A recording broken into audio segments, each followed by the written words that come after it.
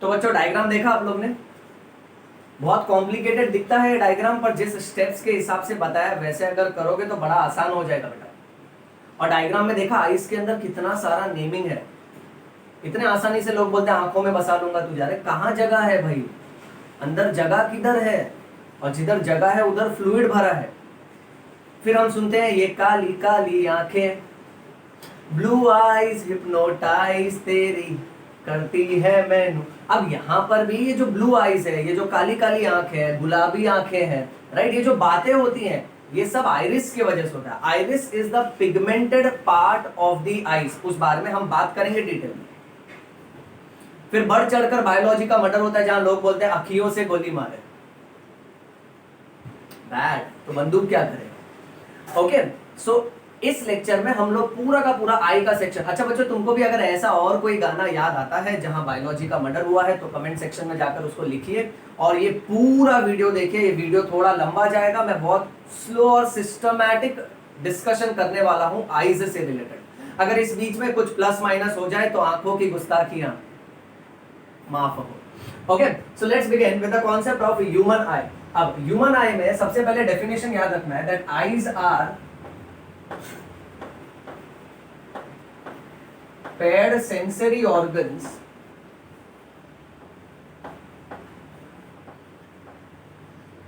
which is necessary for the mechanism of vision.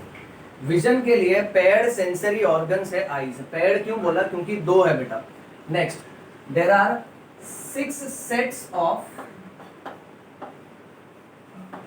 Muscles which controls our eyeball movements. हमारे eyeball का जो movement है, यानी जब हम आंख ऐसे ऊपर करते हैं, नीचे करते हैं, इस तरफ देखते हैं, उस तरफ, एग्जाम में कॉपी करते हैं ना, ऐसा मुंडी ऐसे रखते हैं, इस तरफ देखते हैं, आईबॉल को ही मूव करते हैं, पूरी गर्दन मूव नहीं करते। ओके, तो ये सब कॉपी करना भी किस मैकेनिज्म, सर आप कॉपी करना सिखाओगे? नहीं बेटा, मैं तुमको आई सिखा रहा हूँ, ह्यूमन आई। तुम देखते जाओ ध्यान से, इसमें पूरा का पूरा मैकेनिज्म आता है। अच्छा, एग्जाम में ये तुमसे पूछ सकते हैं कि कितने मसल्स होते हैं आईबॉल मूवमेंट के लिए, so there are 6 sets of muscles. ये मसल्स का भी डिटेलिंग है, वो डिटेलिंग मेडिकल लेवल के हिसाब से होता है, उसके लिए चाहिए तो मैं सेपरेट वीडियो बनाऊंगा, बट कॉलेज सेक्शन के हिसाब से जितना बेसिक नेसेसरी है उतना हम डिस्कस करेंगे इस लेक्चर में बेटा। नेक्स्ट, लोकेशन ऑफ आई।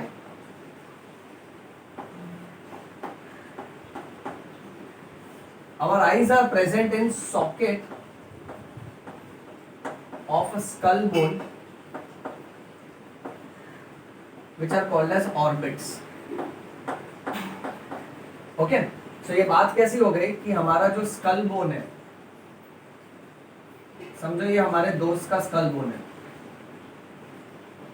तो स्कल बोन में ये जो खड्डा रहता है ना, सर खड्डा थोड़ा छोटा बड़ा हो गया, हाँ दोस्त का आना है अपना, चुप रहो, छोटा बड़ा मत देखो, कॉन्सेप्ट देखो। ओके, सो ये जो है ना, इसको, इस सॉकेट को हम लोग बोलते हैं ऑर्बिट्स। इसके अंदर हमारा आईबॉल प्रेजेंट रहता है, और ये आईबॉल को प्रोटेक्शन मिलता है because of these bones. So protection के लिए इसके पास क्या क्या है? प्रोटेक्शन के लिए इसके पास बोन्स है, उसके अलावा आईब्रो है, आईलैश है, यानी बोन्स के अलावा ये जो ऊपर वाला पार्ट है, this is eyebrow. Okay, right, और तो और even it has eyelid, upper eyelid and lower eyelid. फिर ये जो हमारा फ्लैप है, अपर आईलिड, लोअर आईलिड, और आईलिड के ऊपर जो बाल है उसको आईलैश बोलते हैं बेटा। सो ये सब उसके प्रोटेक्शन के लिए। नेक्स्ट, आईबॉल का शेप कैसा है बेटा? So our eyeball is spherical in shape. अच्छा, स्फेरिकल इन शेप, सर मैंने तो देखा है हमारी आंखें स्पिंडल शेप की होती हैं, जैसे ये है आंख, तो ये तो स्पिंडल शेप हुआ। नहीं बेटा, अब इसमें से ये अपर आईलिड और लोअर आईलिड, अगर हम लोग ये अपर आईलिड और लोअर आईलिड अगर इसको चीर दें, इसको फाड़ दें, फटा पोस्टर निकला हीरो। हीरो यानी आईबॉल, आज के टॉपिक का, आज के पिक्चर का हीरो आईबॉल है बेटा। तो पूरी आंखें को निकालेंगे ना बाहर से, जो व्हाइटिश पार्ट जो तेरे को स्पिंडल शेप दिख रहा है उसको बाहर निकालोगे ना, तो ये पूरा का पूरा ना स्पेरिकल है बेटा। Okay, it's like a tennis ball. Okay, goal white colour का छोटा सा बॉल जैसा है, और बॉल के आगे ना पूरा का पूरा अपना लेंस चिपका हुआ है बेटा। और फिर अपर आईलिड उस बॉल को और लोअर आईलिड उस बॉल को नीचे से कवर करता है, ताकि अपने को बॉल का सिर्फ इतना हिस्सा दिखता है बेटा। सो ये एक जरूरी बात है, ये याद रखने का शेप के टर्म्स में। अच्छा, आगे बढ़ते हैं। Next, layers.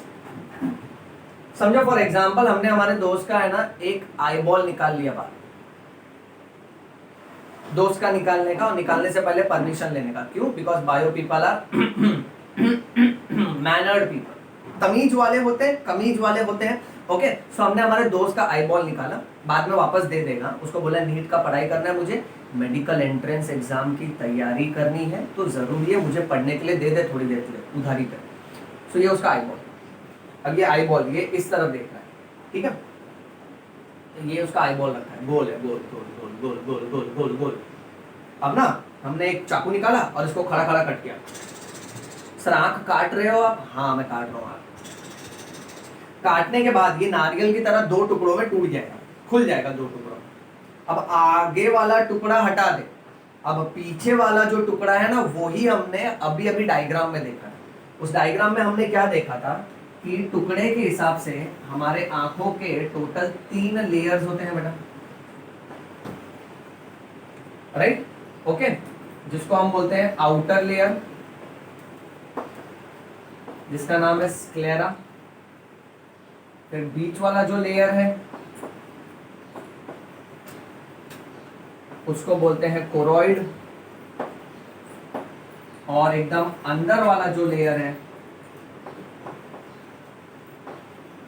उसको बोलते हैं रेटिना, राइट? अब इसका एक डेमोन्स्ट्रेशन मैं दे देता हूं। इमेजिनेशन के हिसाब से तुम सोचो बेटा, ये क्या है? सर ये कटोरी है। चुप रहे, कटोरी नहीं है, ये आई बॉल है। ये आधा हिस्सा है और ऐसे ही यहाँ एक आधा हिस्सा होगा बेटा, बराबर है? तो ये पूरा का पूरा गोल है। अब इसको मैं खड़ा खड़ा कट कर रहा हूं। अब जब मैं इसको खड़ा खड़ा कट करूंगा ना, ओके, यहां से, तो इसका आगे का जो आधा हिस्सा है वो निकल जाएगा, उसको हटाओ। अब ये जो पीछे का हिस्सा रहेगा ना, अब तू इसको देख बेटा, अब तू यहाँ देख, तेरे को कटोरी के अंदर कटोरी के अंदर कटोरी दिख रहा है। So best example to remember 3 layers. अब इसमें ये एकदम जो बाहर वाला लेयर है, अब बोर्ड पे तेरे को बाहर वाला लेयर इतना ही दिखता है ना, बट वो बाहर वाला लेयर तो यहाँ भी है ना बेटा, ये भी है ना। सो पूरा का पूरा आउटर लेयर है। सो ये पूरा स्क्लेरा है जो व्हाइटिश कलर का रहता है बेटा। उसके बाद स्क्लेरा के बाद ये मिडल लेयर जो है वो कोरोइड, और जो इनर मोस्ट लेयर है वो रेटिना। कितना हमको याद रखना है। आगे बढ़ते हैं। अब ये तीनों लेयर्स का ना डिटेलिंग देखते हैं बेटा, ओके?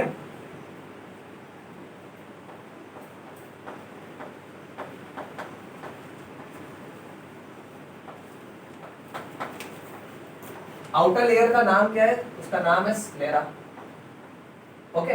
और ये कौन से टिश्यू का बना है? ये बना होता है डेंस कनेक्टिव टिश्यू का।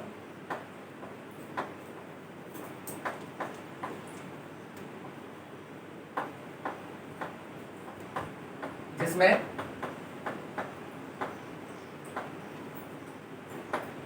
फाइब्रो इलास्टिक कनेक्टिव टिश्यू होता है, और फाइबर्स के हिसाब से it is made up of collagen fibres.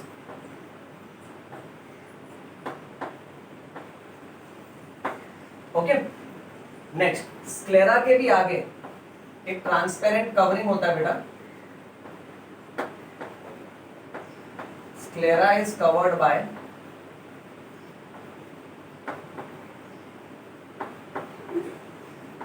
Transparent covering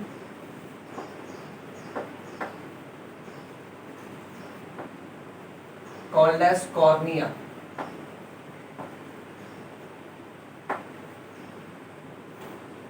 अब ये जो स्क्लेरा है, स्क्लेरा के आगे हमने देखा था ऐसा एक ट्रांसपेरेंट कवरिंग आता है बेटा,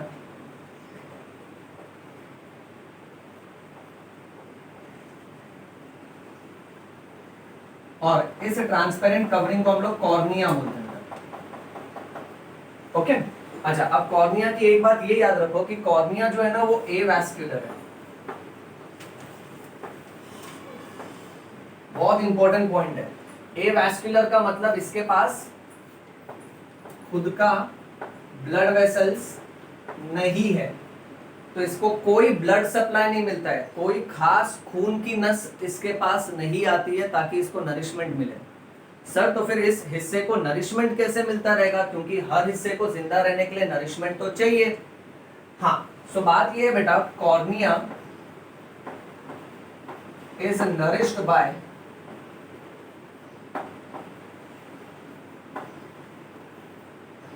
aqueous humour. Cornea is nourished by aqueous humour. Okay, यानी यहां जो लेंस था बेटा, ओके, तो इधर जो पानी भरा था उसको एक्वस ह्यूमर बोलते हैं। यही एक्वस ह्यूमर कॉर्निया को नरिश करता है, और एक्वस ह्यूमर के साथ साथ लैक्रिमल सीक्रीशंस, ये भी थोड़ा बहुत कॉर्निया को नरिश करता है और उसको ड्रेन करता है बेटा। अब इसमें एक एक्स्ट्रा बात हम लोग ये याद रखेंगे कि टीयर ग्लैंड्स को लैक्रिमल ग्लैंड्स बोलते हैं। जब भी हम लोग इमोशनल हो जाते हैं, दुखी हो जाते हैं, नाराज हो जाते हैं, ओके, कई बार बहुत ज्यादा खुश हो जाते हैं, तो हम लोग बोलते हैं ना खुशी के आंसू है। नहीं, आज के बाद बोलने का खुशी का लैक्रिमल ग्लैंड्स है, खुशी का लैक्रिमल सिक्रीशन है, खुशी का लैक्रिमल टीयर है। ओके, सो टीयर और आंसू, ओके, ये कैसा है ना, इमोशंस के तहत इट कम्स आउट, क्योंकि अंदर उसकी एक ग्रंथि होती है जिसको टीयर ग्लैंड्स बोलते हैं बेटा। ओके, और ये कैसा ना, ये हमारे आईज को पूरी तरह से फ्लश करता है, लुब्रिकेट करके रखता है, और तो और कैसा है ना कि it helps in the process of removal of materials also बेटा। Okay, so that is the tear glands. अच्छा, दूसरी बात, हमारे पास जो थर्ड आई है वो थर्ड आई वेस्टिजियल है। तो जो हम तीसरी आंख की बात कर रहे थे ना, okay, so there is third vestigial eye which is nothing but one more gland called as a pineal gland. अब pineal gland की कहानी ऐसी है कि exactly यहां पर सर ये तो बिंदी लगा दिया आप खोपड़ी को, बिंदी नहीं है, exactly यहां पे एकदम अंदर की तरफ, ओके, एक हिस्सा होता है जिसको एपिथैलेमस बोलते हैं। एपिथैलेमस से कनेक्टेड होता है pineal gland। इस ब्रेन वाले चैप्टर में डिटेल में हम लोग ने डिस्कस किया है बेटा। Okay, so pineal gland is connected to epithalamus, और पीनियल ग्लैंड से ना दो हार्मोन निकलता है, मेलाटोनिन एंड सेरोटोनिन। और ये मेलाटोनिन और सेरोटोनिन क्या है ना, they are responsible for controlling the circadian rhythm. Circadian rhythm is also called as 24 hours rhythm. It is also called as biological rhythm.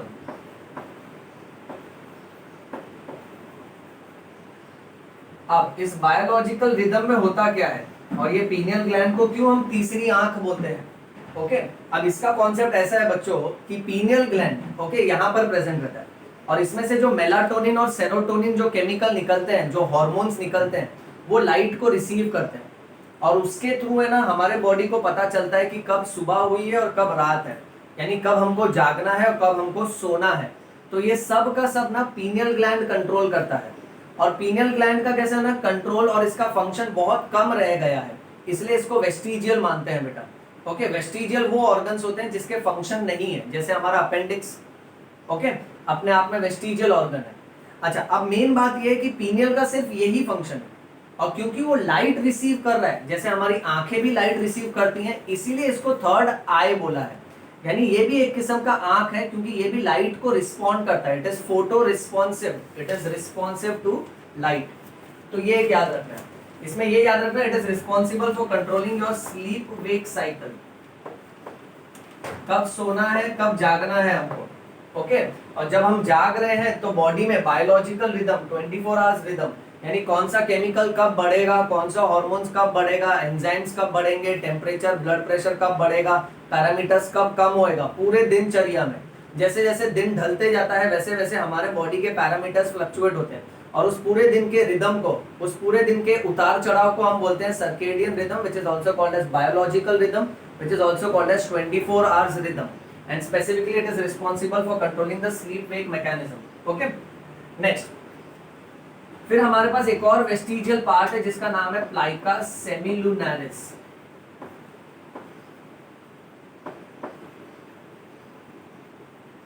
प्लाइका semilunaris का दूसरा नाम है निक्टिटेटिंग मेम्ब्रेन।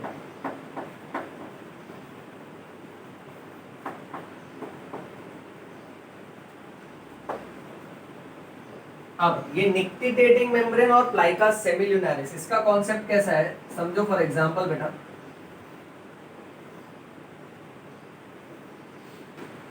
तेरे मस्त मस्त दो नैन, सर बड़ा छोटा हो गया, साइज नहीं देखने का रे, अब लेक्चर में सिर्फ कॉन्सेप्ट देखने का। ओके, अब यहाँ अपर आईलिड होगा बेटा और यहाँ लोअर आईलिड।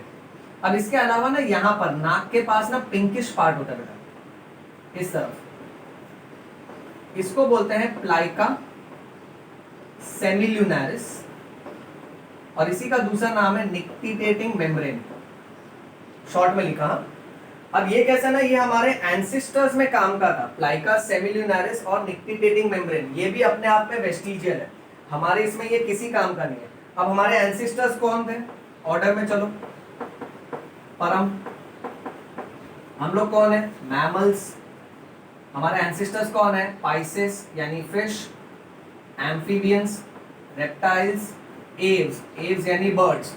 सो इनमें कैसा रहता है ना कि एक एक्स्ट्रा कवरिंग रहता है, खास करके जैसे कि बर्ड्स, फिश। सो इनमें एक और ट्रांसपेरेंट लेयर रहता है। ओके, ये ट्रांसपेरेंट लेयर आंखों को ढक देता है, और इस लेयर को बोलते हैं plica semilunaris, which is also called as nictitating membrane. क्योंकि मछलियां जब पानी में तैरती हैं और चिड़िया जब हवा में उड़ती है, सो हवा का जो बहाव है, पानी का जो बहाव है, वो आंखों में लगता है।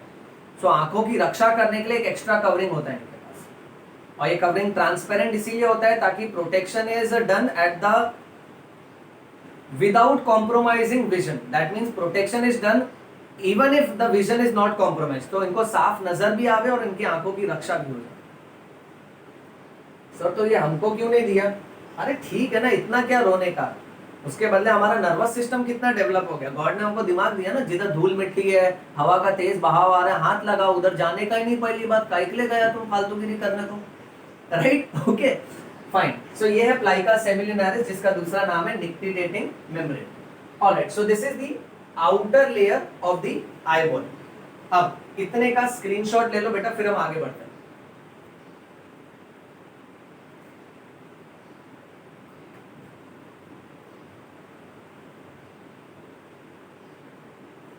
क्लियर? ओके, अब ये पार्ट मैं रब कर देता हूं।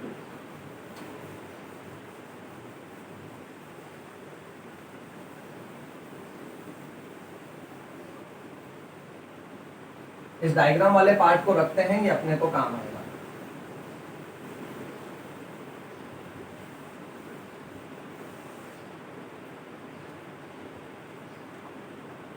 इस आउटर लेयर में कॉर्निया जो है, कॉर्निया के आगे भी एक ट्रांसपेरेंट कवरिंग होता है बेटा, जिसको बोलते हैं कंजंक्टिवा।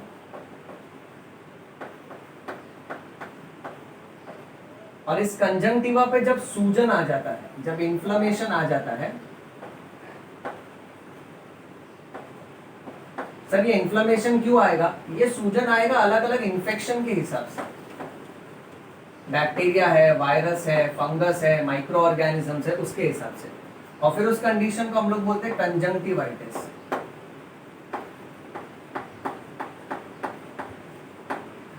ओके, सो कंजंक्टिवाइटिस में आइटिस का मतलब होता है इन्फ्लेमेशन।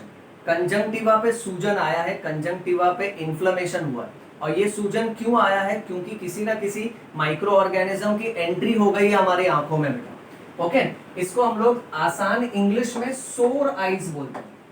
यानी इसमें फिर आंखों में बहुत इरिटेशन होने लगता है, you get a soreness feeling. ये एक एहसास है, एक फीलिंग है, बार बार आंखों को रगड़ने का मन करता है बेटा। ओके, और इसी को हम लोग साधारण हिंदी में बोलते हैं कि आंख आ गया। ये बहुत ही गलत लैंग्वेज है, आंख नहीं आया, आंख तो पहले से ही था रे अपने को। उस आंख के ट्रांसपेरेंट कवरिंग कंजंक्टिवा के ऊपर इन्फ्लेमेशन आया because of infection, so that it is called as conjunctivitis. So आंख आ गया, डोड़े आले, मराठी में भी बोलते हैं डोड़े आले। ओके, तो ये सब गलत है। अच्छा, दूसरी बात सर, अगर किसी को आंख आ जाता है तो उसकी आंख में अगर मैं देखूं तो मुझे भी आंख आ जाएगा? पहली बात देखो, तुझे आंख पहले से ही है, उसको भी आंख पहले से है। अगर किसी को कंजंक्टिवाइटिस है और तू अगर उसके आंख में देखता है तो तुझे कंजंक्टिवाइटिस नहीं होगा। ये एक गलत नॉलेज मार्केट में है जो लोगों को लगता है। सेकेंड पॉइंट, कंजंक्टिवाइटिस पेशेंट को डॉक्टर चश्मा पहनने के लिए क्यों बोलते हैं? चश्मे की वजह से कैसे ना धूल, मिट्टी और तेज रोशनी, ओके, उसको रोक दिया जाता है, क्योंकि ये आंखों को अगर और इरिटेट करेगा ना, आंखों से और पानी आएगा और रगड़ने का, खुजली करने का मन करता है बेटा।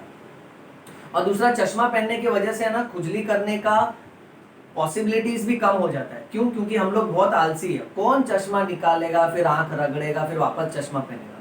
इसलिए डॉक्टर्स एक सिंपल सलाह देते हैं कि चश्मा पहने रहो, जल्दी ठीक हो जाओगे। चश्मा पहनने से जल्दी ठीक क्यों हो जाओगे? क्योंकि तुम चश्मा, अब पेशेंट उतना ही याद रखता है, चश्मा जितना पहनेगा उतना जल्दी ठीक होगा। तो चश्मा पहने रहने की कोशिश करता है, and that reduces psychologically the number of chances और the frequency of rubbing the eyes बेटा। ओके, तो ये एक बात याद रखो। अच्छा, दूसरी बात, कंजंक्टिवाइटिस तो फिर फैलेगा कैसे? अब मैंने अगर आंख रगड़ लिया, फिर मैंने चौक है, पेंसिल है, रबर है, रुमाल है, और मेरा वो चीज किसी और ने छू लिया और वहां से अपनी आंखों को छू लिया, तो उसको भी कंजंक्टिवाइटिस होगा बेटा। इसका ट्रांसमिशन इस तरह का है। लोग ये बहुत ही गलत बोलते हैं मार्केट में कि इसको अगर कंजंक्टिवाइटिस है, लाल आंख हो गई है या पिंक आंख हो गई है, वो गुलाबी आंखें जो तेरी देखी, शराबी ये दिल हो गया। दिल में शराब, दिल में ब्लड होता है बेटा, वो मैं हार्ट के चैप्टर में सिखाऊंगा।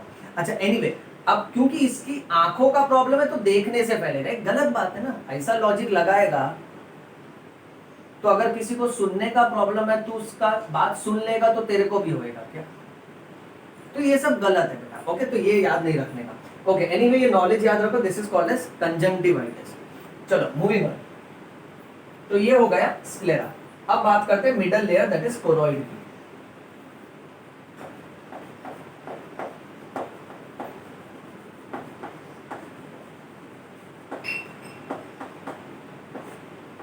अब मिडल लेयर का नाम है कोरोइड,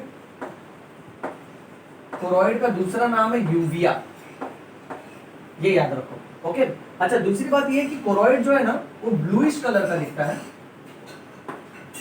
स्क्लेरा व्हाइटिश कलर का था, कोरोइड ब्लूइश कलर का दिखता है बेटा। ओके, और ये ब्लूइश कलर का इसलिए दिखता है because it has rich blood supply. इसको हाईफाई लैंग्वेज में हम लोग बोलते हैं it is highly vascular. Vascular यानी यहाँ पर ब्लड वेसल्स बहुत ज्यादा है। अच्छा, कोरोइड से जुड़ी दूसरी बात ये याद रखना है कि कोरोइड वाला जो लेयर है, बीच वाला लेयर, वो पीछे से पतला रहता है बेटा, फिर आगे आके मोटा होके सिलियरी बॉडी में खत्म होता है। यानी इसमें अब ये याद रखना है कि इसका जो पोस्टीरियर 2/3 हिस्सा है, यानी पूरे कोरोइड को 3 हिस्सों में डिवाइड कर दो, 1 2 3, ये पहला हिस्सा, ये दूसरा, ये तीसरा। तो पीछे का जो 2/3 हिस्सा है ना वो पतला है और आगे का 1/3 हिस्सा मोटा हो रहा है। So posterior 2/3 part is thin, or you can say the posterior 2/3 part is narrow and the anterior part becomes thick and swollen, फूला हुआ बन जाता है, so as to form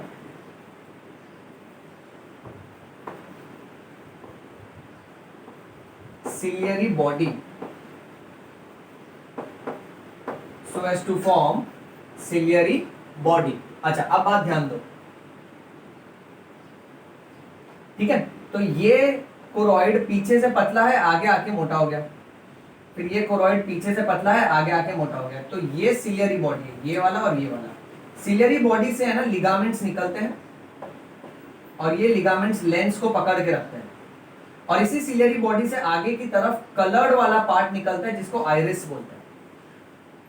हमने डायग्राम में देखा था बेटा, और आइरिस के बीच में जो गैप रह जाता है उसको प्यूपिल बोलते हैं। Okay, so it becomes thick and swollen so as to form ciliary body. अब ये वाला पार्ट रब कर देते हैं।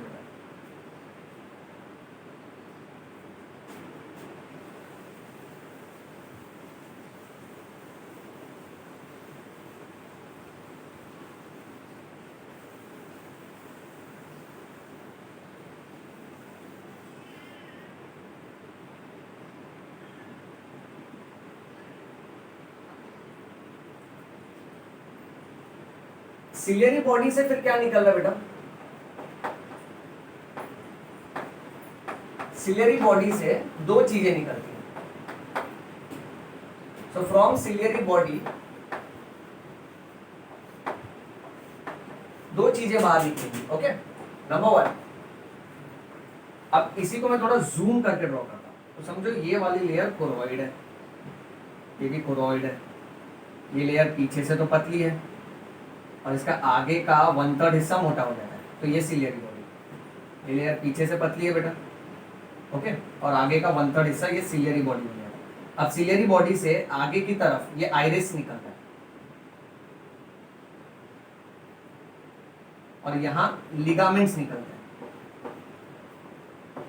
और ये लिगामेंट्स क्या करते हैं? क्रिस्टलाइन लेंस को पोजीशन पे पकड़ के रखते हैं। और ये जो आइरिस है ना,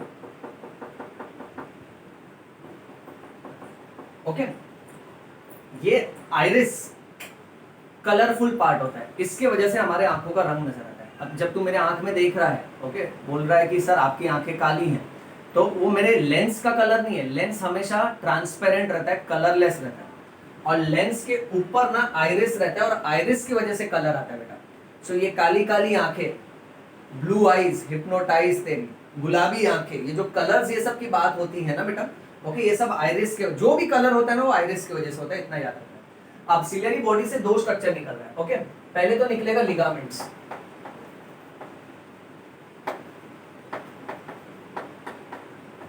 और ये लिगामेंट्स क्या करेंगे? Holds lens in position. ये लिगामेंट्स लेंस को पोजीशन में पकड़ के रखते हैं। अच्छा, फिर दूसरा और क्या निकल रहा है सिलियरी बॉडी से? सिलियरी बॉडी से दूसरा पार्ट जो निकल रहा है उसको बोलते हैं iris. Now iris is the pigmented part.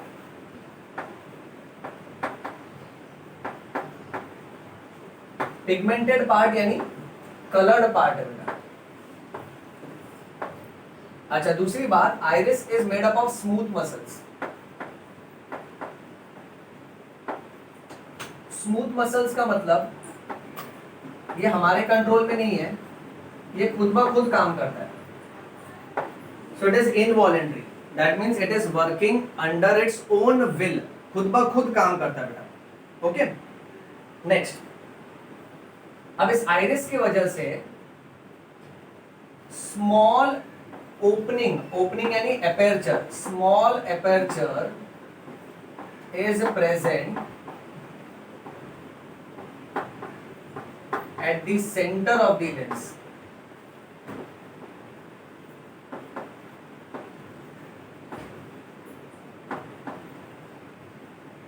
And this small opening is called as a pupil. अब ये प्यूपिल का कॉन्सेप्ट जबरदस्त है बेटा, बात ध्यान से सुनो। अच्छा, प्यूपिल का कॉन्सेप्ट सिखाने से पहले एक बात बता दूं कि लेंस जो है, लेंस का कोई कलर नहीं होता है। वो खाली वो मार्केट में लोग बोलते हैं मेरे को ग्रीन कलर का लेंस चाहिए, ब्लू कलर का लेंस चाहिए, वो कॉन्टैक्ट लेंसेज होते हैं, आर्टिफिशियल लेंसेज होते हैं जो चश्मे की दुकान ये सब में मिलता है बेटा। और वास्तविक तौर पे एक्चुअली हमारे लेंस का कोई कलर नहीं है। ओके, अब लेंस का कॉन्सेप्ट कैसा है मालूम है बेटा? ये रहा, ये पूरा का पूरा ट्रांसपेरेंट क्रिस्टलाइन स्ट्रक्चर है बेटा।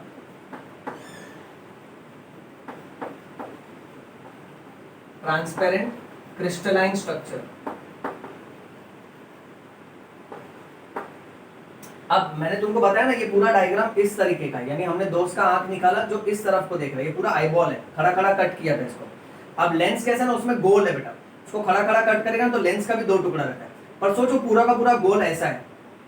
अब ये जो पूरा का पूरा गोल ऐसा है ना, इसमें देखो एक आइरिस ऊपर से दिख रहा है, एक आइरिस नीचे से दिख रहा है, क्योंकि तू तो साइड से दिख रहा है। पर ये लेंस को अगर मैं घुमा के तेरी तरफ कर दूं तो सोचो ये एक गोल कांच का प्लेट है, और कांच का प्लेट है यानी ट्रांसपेरेंट, राइट। अब ये प्लेट को मैं सुला देता हूँ, ये ले। अब इसमें मैं मिठाई रख रहा हूँ, जैसे काजू कतली। ओके, तो येलो कलर का मिठाई रखा मैंने, एक मेरी तरफ एक तेरी तरफ। फिर ऐसे कर करके तेरे उस तरफ रखा, इस तरफ इस तरफ इस तरफ, मेरी तरफ आया, ऐसे गोल में जमा दिया।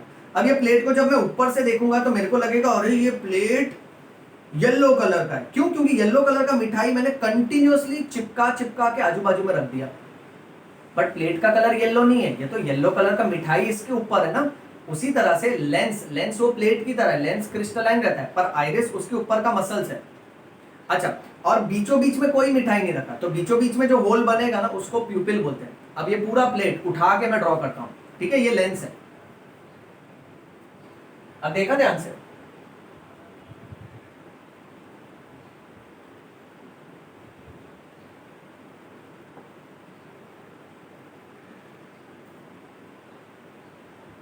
दो पिक्चर दिखाऊंगा मैं तुझे।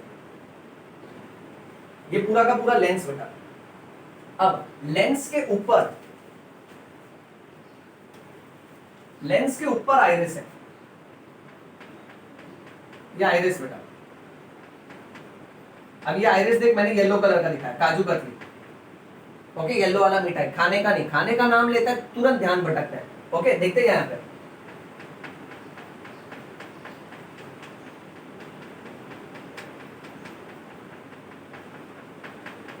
ओके। और ये वाला देख, इधर भी आइरिस है।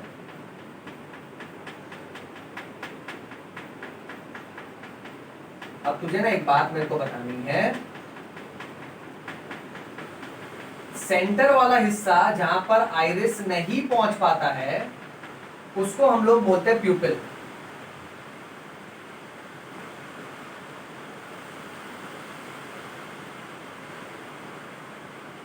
ये सेंटर वाला हिस्सा, ये हो गया प्यूपिल, और इसमें ये सेंटर वाला हिस्सा, ये हो गया प्यूपिल। Okay, right. अच्छा, अब ये जो मसल है आइरिस, स्मूथ मसल्स, ये खुद ब खुद कॉन्ट्रैक्ट और रिलैक्स होता है। अब तुमको सोचना है कि जब तुम किसी ब्राइट रूम में जाते हो जहां बहुत रोशनी है, तुम रास्ते से चल के जा रहे हो, ओके, अचानक से समझो किसी ने तुम्हारे आंखों के ऊपर फ्लैश लाइट मारा, गाड़ी ने फ्लैश लाइट मारा, तुम आंख और हाथ ऐसा ब्लॉक करता है, राइट। ओके, सो वो एक सिचुएशन है।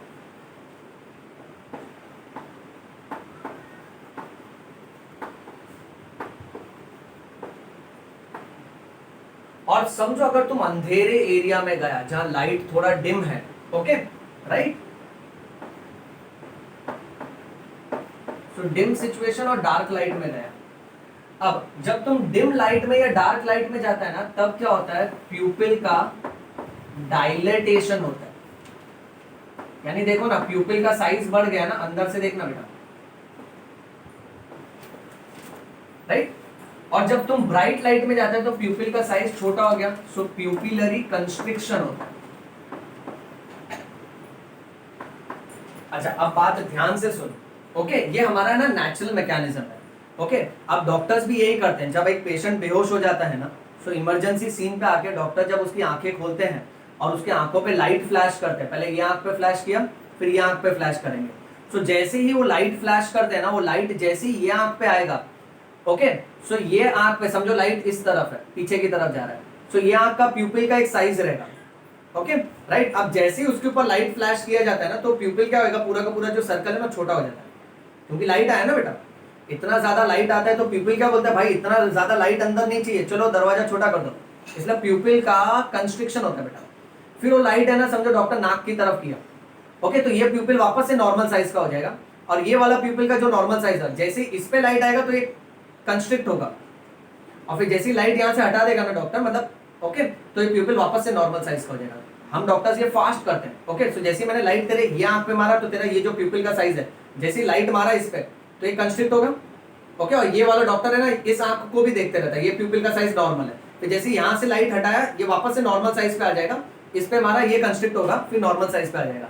ये जो मैकेनिज्म जिसमें जिसमें मेंटेन रहता है ना, वो देख के डॉक्टर समझ जाता है कि पेशेंट सिर्फ बेहोश है। बट अगर ये मैकेनिज्म गया और प्यूपिल डायलेटेड है, एकदम फैल गया, ऐसे का ऐसा ही है, मैंने लाइट मारा फिर भी ये प्यूपिल कंस्ट्रिक्ट नहीं हो रहा है, और पेशेंट का नर्व्स नहीं मिल रहा है, पेशेंट रिस्पॉन्ड नहीं कर रहा है, मेरे को हार्ट साउंड्स नहीं है, that means the patient has passed away, patient की डेथ हो गई है। सो ये कॉन्सेप्ट काम आता है मेडिकल लाइन में, ये तुमको याद रखना है बेटा। Okay right, so this was related to iris and the lens, important point which you are suppose to know. चलो बेटा इसका स्क्रीनशॉट ले लो आप लोग।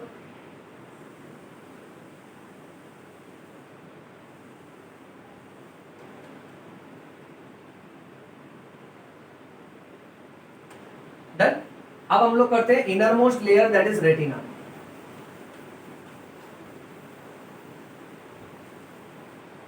रेटिना के बारे में डिस्कस करेंगे, ये डायग्राम रहने देता हूं, बाकी सब रब कर देता हूं।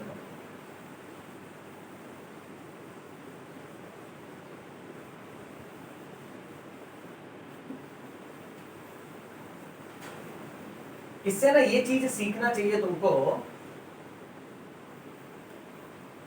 मैं लिख देता हूं। ये पॉइंट हमको सिखाता है कि the diameter of the प्यूपिल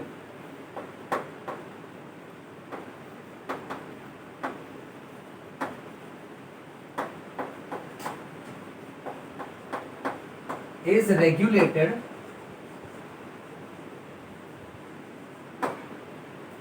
by the smooth muscles of the iris.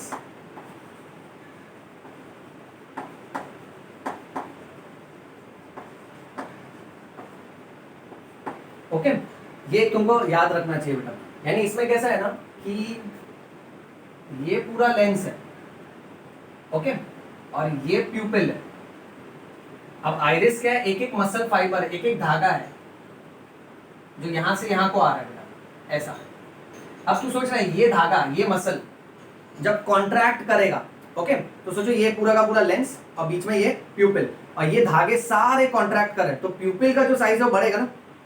तो जब आइरिस का मसल कॉन्ट्रैक्ट करता है ना तब प्यूपिल का डायलेटेशन होता है, और आइरिस का मसल जब रिलैक्स करता है ना तब प्यूपिल का कंस्ट्रिक्शन होता है। ओके, सो उस हिसाब से इसको याद रखो बेटा। ये ना कंस्ट्रिक्शन और डायलेटेशन सिंपैथेटिक और पैरासिम्पैथेटिक नर्वस सिस्टम में काम आता है। अब जैसा हम लोग देख रहे थे, यहाँ पे हमने डायग्राम देखा था, ओके, डिम लाइट में कैसा होगा और ब्राइट लाइट में कैसा होगा, वैसे ही सोचो सिंपैथेटिक नर्वस सिस्टम जो तुमको इमरजेंसी सिचुएशन में प्रिपेयर करता है। Imagine a mad dog is running after you, तो तुम भाग रहा है, क्यों?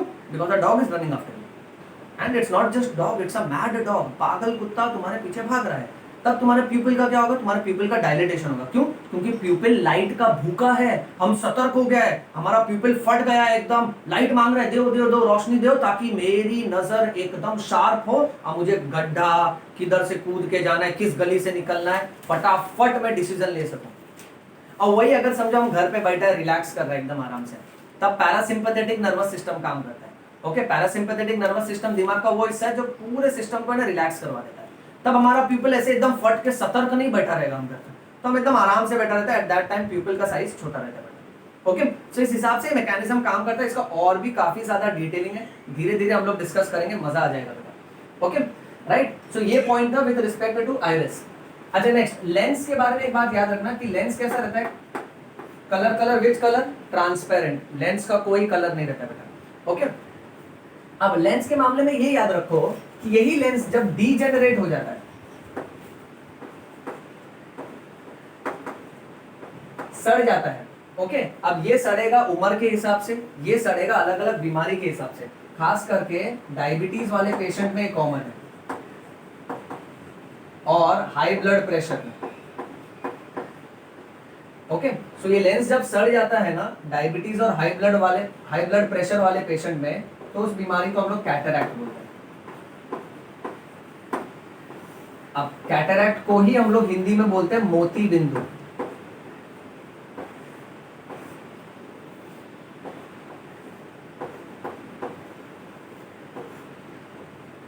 ओके, अब मोती बिंदु में कैसा होगा, ये पूरा का पूरा लेंस है, लेंस का एक हिस्सा सड़ गया। ओके, समझो ये हिस्सा सड़ गया, तो इसके वजह से ना अब ये कैसा हो गया ना कि समझो मेरा चश्मा, अब चश्मे के एक कोने में अगर समझो मिट्टी चिपकी है, तो इसका मीनिंग क्या है? इसका मीनिंग ये है कि पूरे दुनिया के कोने में मिट्टी चिपकी है। सर ऐसे कैसे? सिंपल ना, अब मैंने चश्मा पहना है, इधर मिट्टी चिपकी है, तो मैं इधर देखूंगा तो मेरे को लगेगा हाँ इधर मिट्टी चिपकी है, मैं इधर देखूंगा तो मेरे को लगेगा यहाँ मिट्टी चिपकी है। क्यों? क्योंकि वो हिस्सा तो मुझे दिखेगा ही नहीं। उसी तरह से ये लेंस जो सड़ा हुआ है, उससे जब मैं दुनिया में देखता हूँ ना, तो मेरे को विजन का एक पार्ट है ना एकदम पूरा स्पॉट की तरह नजर आता है, बिंदु की तरह नजर आता है। इसलिए इसको मोती बिंदु बोलते हैं। और कैटरैक्ट के लिए क्या है ना, ऑपरेशन कराना पड़ता है। ओके, हम लोग इसका रूटीन सर्जरी करते हैं। मैं और मेरे एक फ्रेंड है जो ऑप्थेल्मिक सर्जन है, ओके, आंखों के बड़े सर्जन है। ओके, और इसमें कैसा ना लेंस का अलग अलग क्वालिटी आता है, और इस तरह का ऑपरेशन बड़ा आसान सा ऑपरेशन रहता है। सुबह अगर ऑपरेशन किया, कुछ घंटों तक पेशेंट को हॉस्पिटल में बैठाया जाता है ऑब्जर्वेशन के लिए, उसके बाद पेशेंट को उसी दिन डिस्चार्ज दे दिया जाता है। Okay, that is the surgery of cataract which you are suppose to know. आगे बढ़ते हैं। अब हमने स्क्लेरा डिस्कस कर लिया, कोरोइड डिस्कस कर लिया, अब बात करते हैं रेटिना की।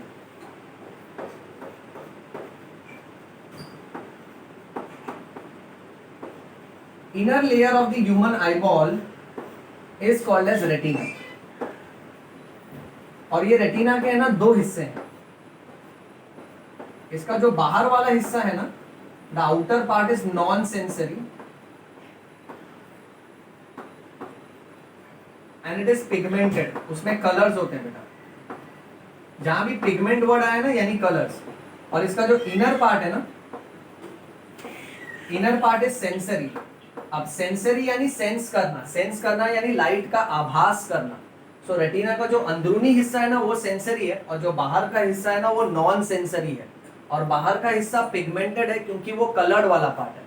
Next very important point, retina के 3 लेयर्स होते हैं बेटा।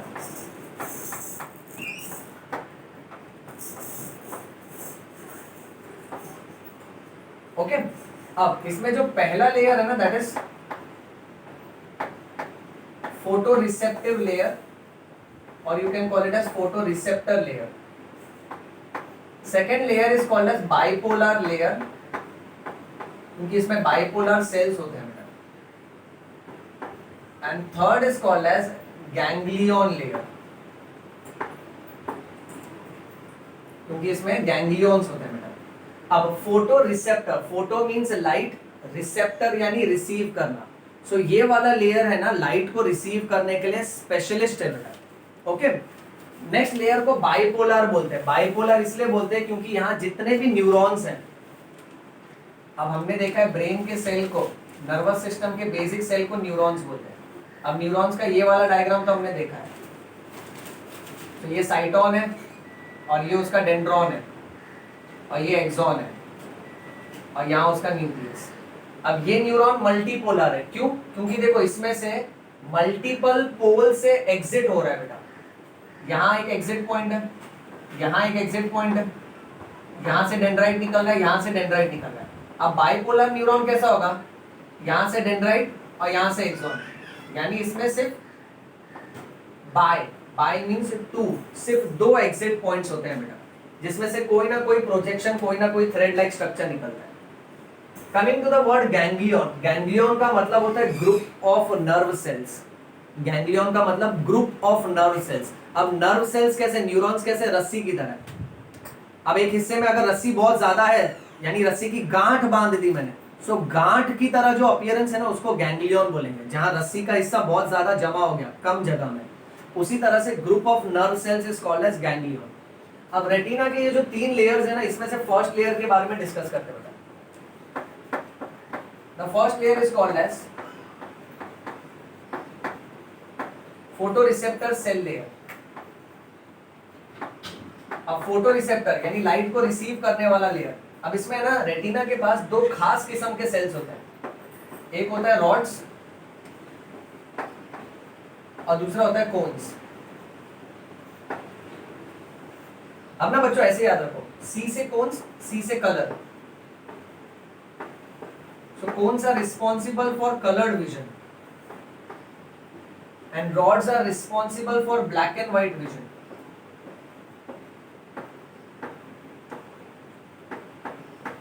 यानी जो भी चीज हमको रंग बिरंगी नजर आती है ना वो कोन्स के बदौलत, और जो भी चीज हमको ब्लैक एंड व्हाइट नजर आती है ना वो रॉड्स के बदौलत। दूसरी बात, सी से कोन्स, सी से कलर, ऐसे याद रखना। ओके, रॉड्स कब काम करते हैं? रॉड्स काम करते हैं in bright light, so they are responsible for, oh sorry, rods dim light में काम करते हैं, so they are responsible for dim light vision, or you can say dark vision. ऐसे डार्क विजन को बोलते हैं स्कोटोपिक विजन। और cons कब काम करते हैं? कोन्स काम करते हैं in bright light. So cones are responsible for bright light vision, which is also called as a photopic vision.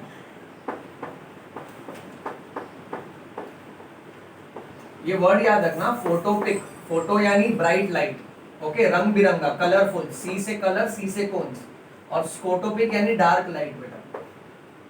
अच्छा, रॉड्स के अंदर एक खास तरह का प्रोटीन होता है बेटा, जिसका नाम है रोडोप्सिन। ओके, अब ये जो रोडोप्सिन है, ये प्रोटीन विटामिन ए का बना होता है। So it is vitamin A derivative. और इसका कलर ना पर्पल ब्लू कलर का होता है, इसलिए रोडोप्सिन को विजुअल पर्पल भी बोलते हैं। बहुत इंपॉर्टेंट पॉइंट है, इसको तुम याद रखना, ये एमसीक्यू में आएगा। और इसी का जैसा प्रोटीन कोन्स में भी होता है बेटा। जैसे वहां पर रोडोप्सिन है, वैसे यहां पर आयोडोप्सिन होता है बेटा। ये खाली एक्स्ट्रा नॉलेज के लिए बताया है, मेन एग्जाम में ना रोडोप्सिन पूछा जाता है बेटा, वो तुमको अच्छे से आना चाहिए। ओके, चलो इसका स्क्रीनशॉट ले लो बेटा।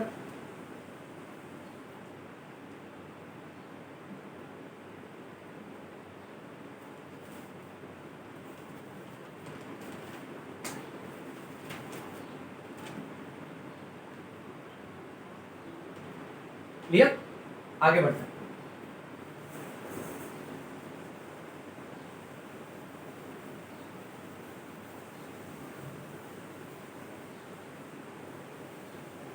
सो रेटिना का है ना, हमने फर्स्ट लेयर कर लिया, फोटो रिसेप्टर। अब बाइपोलर और गैंग्लियन लेयर की बात करेंगे बेटा।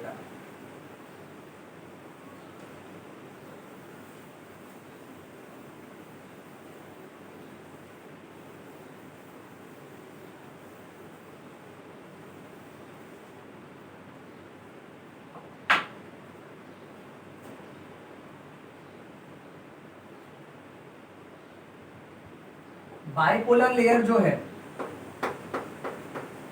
जैसा कि इसका नाम बताता है बेटा, ओके, इसमें बाइपोलर न्यूरॉन्स होते हैं, बाइपोलर सेल्स होते हैं। और बाइपोलर का मतलब क्या है? ये सेल ना ऐसा दिखता है, यहाँ इसका सेल रहेगा, एक तरफ फाइबर निकलेगा और इस तरफ दूसरा फाइबर निकलेगा। सो 2 पॉइंट से ही फाइबर निकल रहे हैं, इसलिए इसको बाइपोलर बोलते हैं। और ये क्या करता है ना, सारा का सारा मैसेज रिसीव करता है from the photo receptor layer.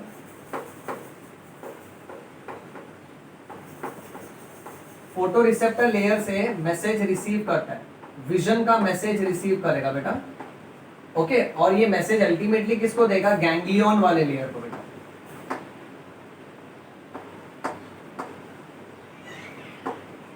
Okay, और ज्यादा इसका डिटेलिंग एक्सपेक्टेड नहीं है, सिर्फ इतना ही याद रखने का कि ये फर्स्ट लेयर से मैसेज रिसीव करके थर्ड लेयर को देगा।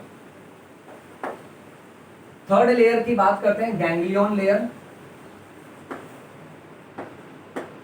सबसे पहले गैंग्लियन लेयर में, गैंग्लियन का मीनिंग याद रखो, ganglion is group of nerve sales.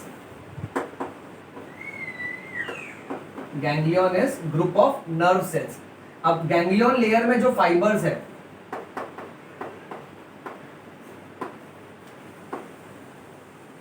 fibers of this layer collectively continues and forms optic nerve। रोशनी के लिए जो नस काम आती है, ओके, जो जाके दिमाग से जुड़ती है, उसको बोलते हैं ऑप्टिक नर्व। गैंग्लियन लेयर के सारे धागे आपस में जुड़ के एक मोटा रस्सी बनाते हैं, उस नर्व को बोलते हैं ऑप्टिक नर्व। तो जैसे ये हमारा आईबॉल है दोस्त का, ओके, सो उसका है ना लाइट जो भी आता है पहले फोटो रिसेप्टर लेयर पे आता है बेटा, फोटो रिसेप्टर लेयर के बाद बाइपोलर वाले लेयर पे आता है, और बाइपोलर के बाद गैंग्लियन वाले लेयर पे। और गैंग्लियन लेयर से जो एक एक धागा निकल रहा है ना, धागा इकट्ठा होता है और एक मोटा नस बनता है, जिसको ऑप्टिक नर्व बोलते हैं। ये हमने डायग्राम में भी देखा था बेटा, ये समझो, ये डायग्राम है बेटा, ओके, तो इस डायग्राम में हमने देखा था कि यहाँ नीचे की तरफ से एक मोटा सा झुंड निकल रहा था। ओके, इसको हम बोलते हैं optic nerve.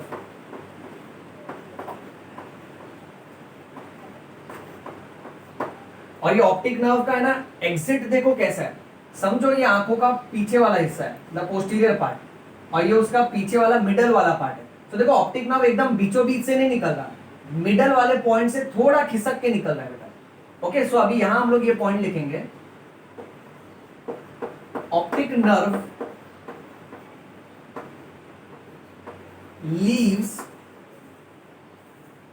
And blood vessels enter. देखो इसी रास्ते से ना ऑप्टिक नर्व बाहर की तरफ आता है, क्योंकि उसको मैसेज, उसको संदेश ले जाना है ब्रेन की तरफ, और खून की नसें अंदर आती हैं ताकि वो आई को बराबर ब्लड सप्लाई कर पाए बेटा। So optic nerve leaves and the blood vessels enter medial to a point slightly away from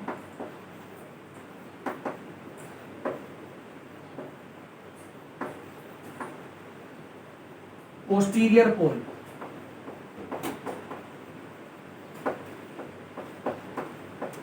slightly away from posterior pole, यानी जो पोस्टीरियर पोल है उसका जो मिड है, मिडल वाला पार्ट है, उससे थोड़ा दूर की तरफ से निकलता है ऑप्टिक नर्व। अच्छा, अब नेक्स्ट बहुत ही जरूरी पॉइंट ये हो जाता है कि जहां से ऑप्टिक नर्व निकल रहा है उसके ऊपर जो स्पॉट होता है ना, उस स्पॉट को बोलते हैं blind spot.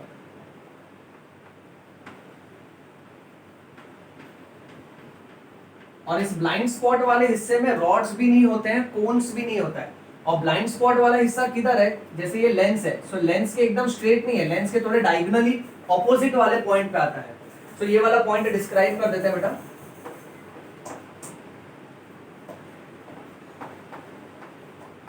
The point of exit of optic nerve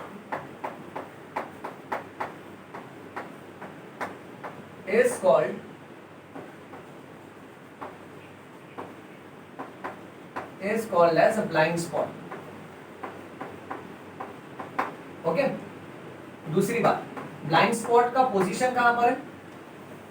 blind spot एकदम लेंस के हिसाब से एकदम स्ट्रेट नहीं है बेटा, लेंस के हिसाब से थोड़ा डायगोनल है, क्रॉस में है बेटा।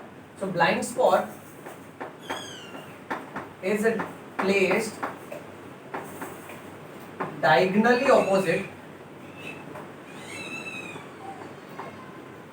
diagonally opposite to the lens। next very important point, इसको ब्लाइंड स्पॉट क्यों बोलते हैं? क्योंकि blind spot has no rods no cones. तो इस पे रॉड्स भी नहीं है और इस पे कोन्स भी नहीं है, और जाहिर सी बात है ना बेटा, क्योंकि देखो ये रेटिना है, इनर मोस्ट लेयर, ये भी रेटिना है, इन सब के पास रॉड्स और कोन्स है।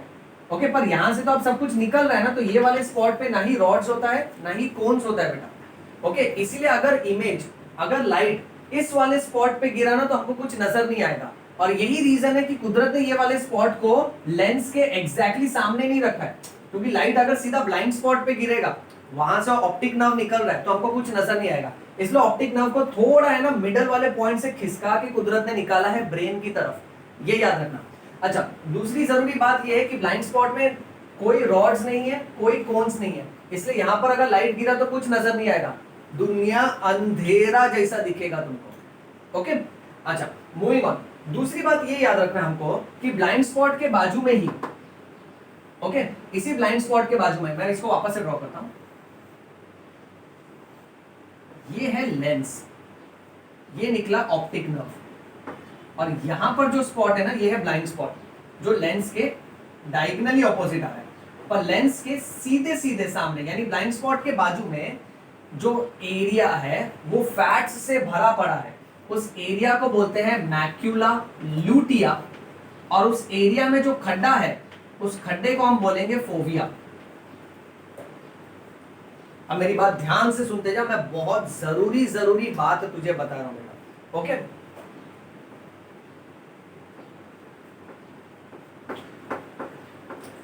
So near the blind spot,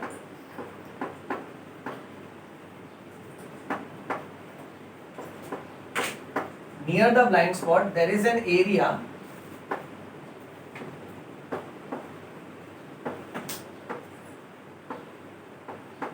with fats deposition, इसलिए ये येलो कलर का दिखता है बेटा।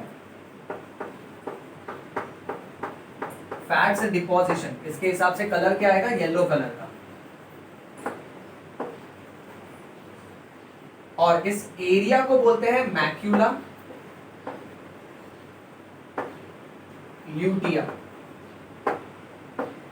और इस एरिया में, मैक्यूला ल्यूटिया में जो खड्डा है, macula lutea has a central pit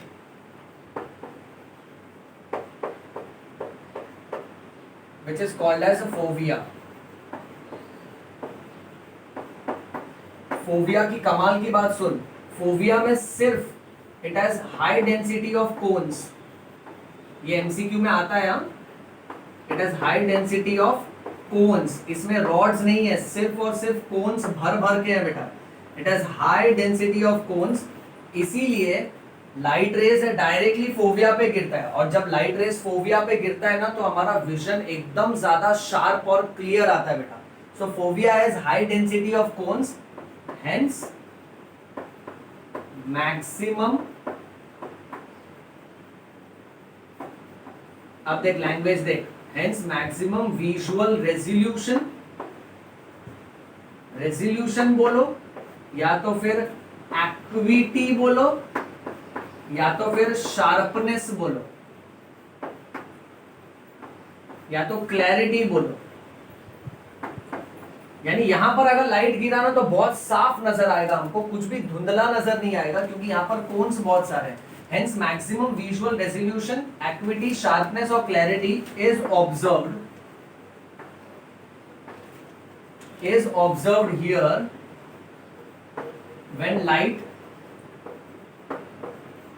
when light falls on it। Okay, चलो अब नेक्स्ट और एक दो डायग्राम है बेटा, इसका स्क्रीनशॉट लो, मैं तुमको कराता हूं।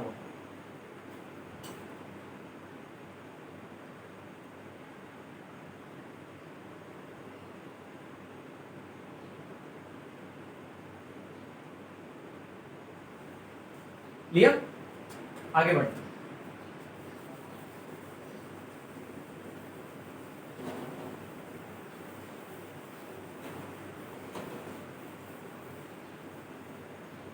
फोविया को फोविया सेंट्रालिस भी बोल सकते हैं, वो उसका पूरा नाम है बेटा।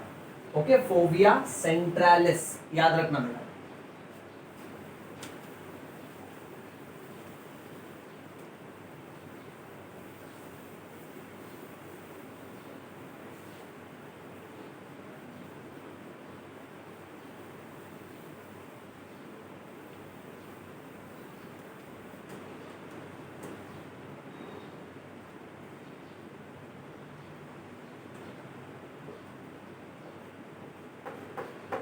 नेक्स्ट पॉइंट में रिमेंबर, फोविया का पूरा नाम है फोविया सेंट्रालिस। और फोविया में सिर्फ और सिर्फ रॉड्स होते हैं कि कोन्स होते हैं, तो सिर्फ और सिर्फ कोन्स होते हैं। ओके, और ये एरिया में तुमको हाईएस्ट विजन मिलेगा, विजुअल शार्पनेस ये एरिया में सबसे ज्यादा है। अच्छा, दूसरी बात बच्चों, हम बात कर रहे थे कि डॉग्स है, कैट्स है, लायन है, टाइगर है, इनकी आंखें रात में क्यों चमकती है। Okay, so dogs and cats, dogs, cats and other animals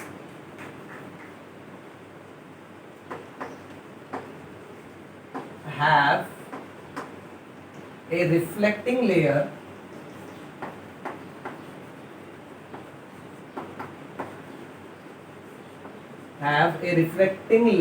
called tapetum lucidum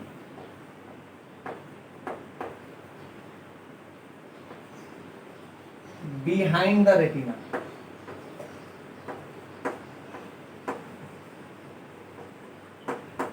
layer का नाम है टेपेटम लूसिडम, जो रेटिना के पीछे है, ड्यू टू विच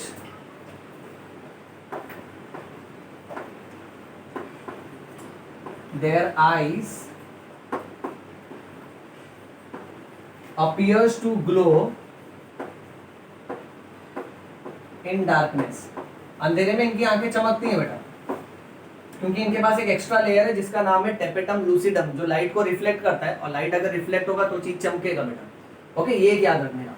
अच्छा, अब दूसरी जरूरी बात ये याद रखना है कि रेटिना में जो कोन्स वाला लेयर है,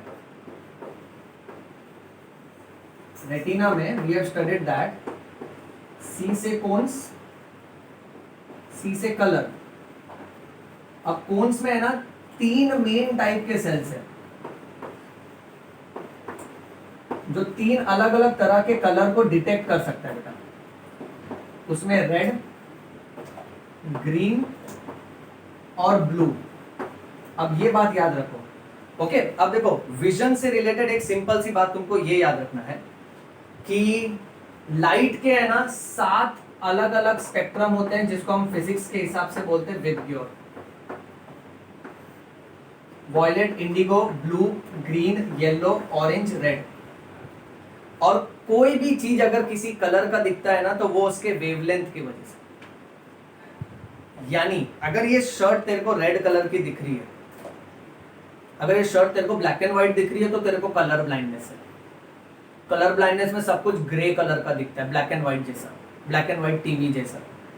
अब ये शर्ट रेड कलर की इसीलिए दिख रही है क्योंकि इसका मटेरियल क्या कर रहा है, इस पे सब कलर की लाइट आ रही है, violet, indigo, blue, green, yellow, orange, red. इसमें से सिर्फ रेड कलर के वेवलेंथ ऑफ लाइट को रिफ्लेक्ट कर रहा है तेरी आंखों में, और ये रेड वेवलेंथ ऑफ लाइट जब तेरी आंखों में आएगा ना तब तेरे को ये रेड कलर दिखेगा। हमारे रेटिना के अंदर जो सेल्स है ना, कोन्स में ना 3 कलर डिटेक्ट करने की खास एबिलिटी है, रेड, ग्रीन और ब्लू। ये तीनों को प्राइमरी कलर्स बोलते हैं बेटा, और जो बाकी के कलर्स मिलते हैं ना वो इसके कॉम्बिनेशन की वजह से मिलते हैं।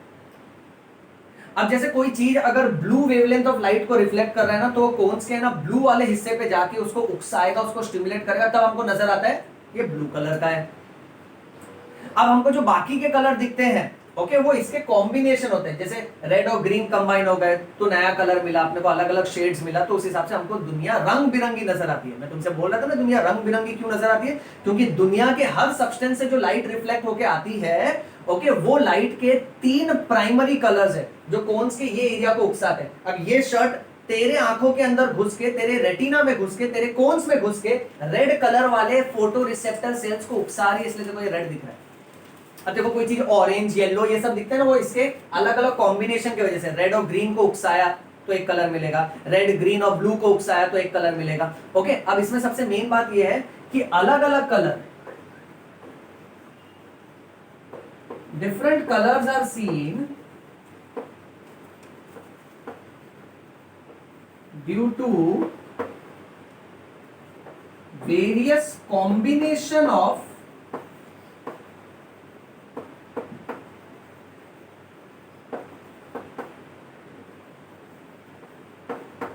स्टिम्युलेशन। स्टिम्युलेट करना यानी उकसाना। Various combination of stimulation of these 3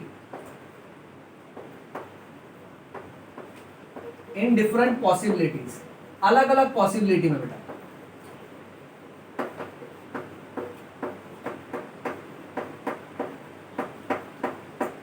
तुम नहीं वाटर कलर मिक्स करते थे, ऐसा रेड और ग्रीन को मिक्स करके ऑरेंज और येलो बनाते थे।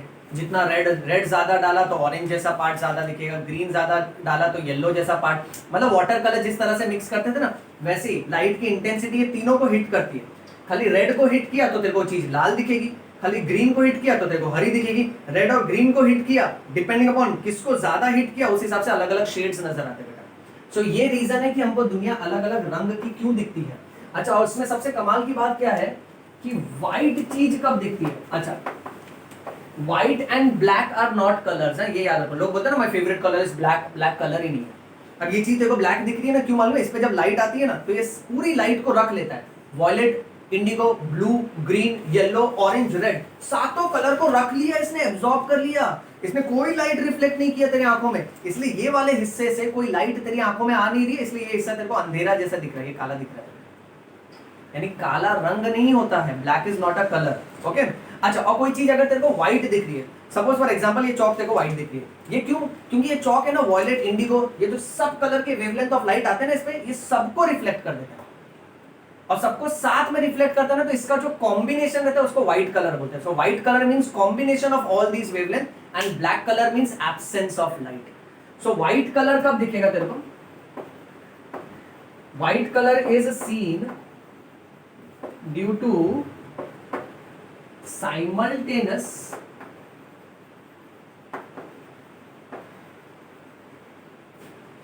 equal stimulation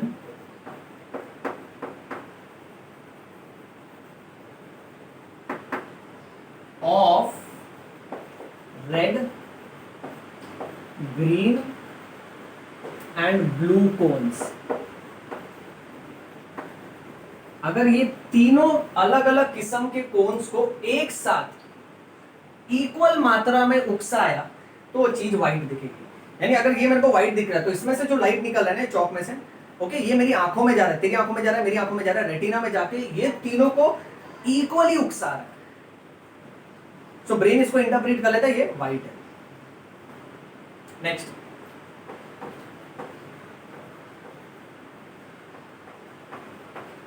black is not a color. What does black mean? It simply means absence of light.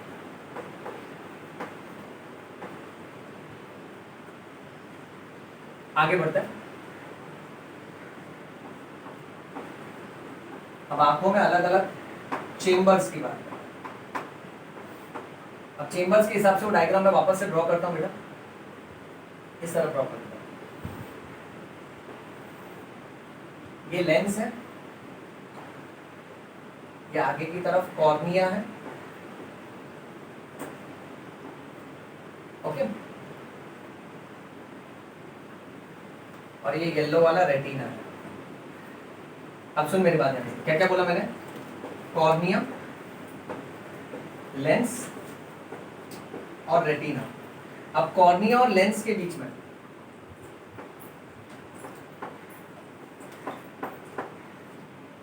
देखिए, कॉर्निया और लेंस के बीच में ये जो जगह है, मैंने डायग्राम में भी सिखाया था, इसको बोलते हैं एक्वियस चेम्बर। तो पहला जो चेम्बर है that is aqueous chamber.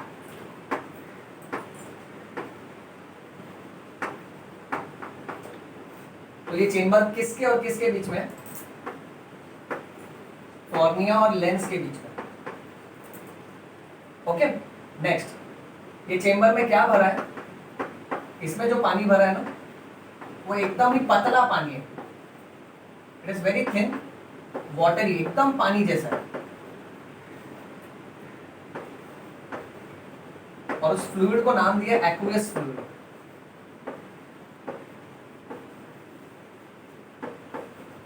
Okay, next, फिर लेंस और रेटिना के बीच में ये जो जगह है ना, इसको हम बोलेंगे विट्रियस चेम्बर।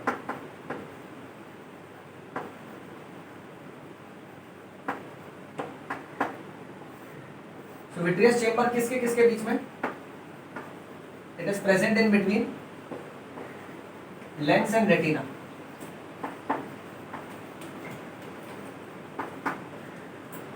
और इसमें जो पानी है वो थोड़ा गाढ़ा है, ये जैसे पतला पानी जैसा था, ये थोड़ा गाढ़ा है, थोड़ा बहुत जेल की तरह है।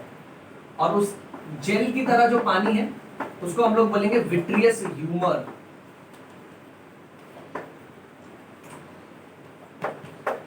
ओके, और यहां जो एक्वियस फ्लूइड है इसका दूसरा नाम है एक्वियस ह्यूमर। ह्यूमर यानी फ्लूइड, एक्वियस ह्यूमर पानी जैसा है और विट्रियस ह्यूमर, अभी मैं यहां लिख देता हूं, इसको एवी याद रखो, आगे ए पीछे वी। एवी मतलब क्या? अवस्थी वैभव, तुम्हारा गुरु, याद रखो। यानी ये एक्वियस ह्यूमर है, ये विट्रियस ह्यूमर है, ये गाढ़ा गाढ़ा है, ये एकदम पतला पानी जैसा है। सर इसका फंक्शन क्या है? अरे ये पानी है इसलिए तो अपना आई बॉल की तरह है ना, नहीं तो मुरझा जाता। ये पानी अंदर से धक्का मार रहा है। Liquid will exert pressure on all the sides of the container, 8th standard का साइंस है।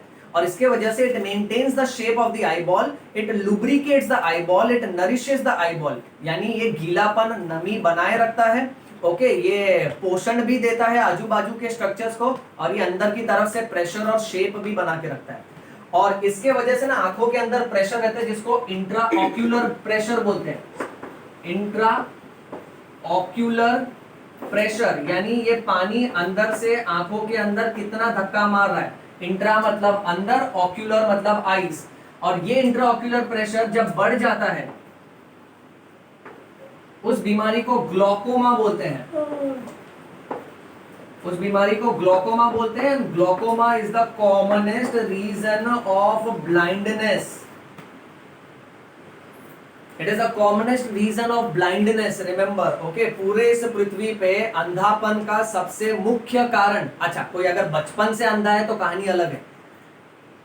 मैंने वीडियो की शुरुआत में तुमको बोला था सबसे कमाल की बात यह है, जो लोग बचपन से अंधे होते हैं उनको सपने ही नहीं आते हैं। क्या देखेंगे सपने में? जानवर, चिड़िया, पेड़ पौधा देखेंगे नहीं, क्योंकि उन्होंने दुनिया में पेड़ पौधे, जानवर, चिड़िया देखी ही नहीं है। जब देखेंगे ही नहीं तो इमेजिन क्या करेंगे? तो उनको सपने नहीं आते। अच्छा, जो पैदा होने के बाद अंधे होते हैं उनको थोड़े बहुत सपने आते हैं, फिर धीरे धीरे वो सपने भी कम होते जाते हैं। अगर पैदा होने के बाद कोई अंधा हुआ है जिसको बोलते हैं acquired blindness, that means he has acquired this blindness after birth. So acquired blindness का सबसे मेन रीजन पूरे विश्व में है ग्लूकोमा, जिसके लिए ऑपरेशन कराना पड़ता है। सो आज के लेक्चर में ये सीख लिया तूने, अंधापन का सबसे मुख्य कारण क्या है? सबसे main number 1 reason is glaucoma. Oh sorry, not number 1, number 2 reason is glaucoma. Sir तो नंबर 1 क्या है? Number one reason is religion. धर्म के नाम पे लोग अंधविश्वास रखते हैं ना, अंधे हो जाते हैं। Okay right. सो ये एक कटाक्ष है, ये एक सरकाज़म है जो तुमको याद रखना है। जहां विश्वास रखो पर अंधविश्वास मत रखो। एनीवे, बायोलॉजी पे वापस आते हैं। ग्लूकोमा की वजह से ब्लाइंडनेस होता है बेटा। चलो इसका स्क्रीनशॉट ले लो।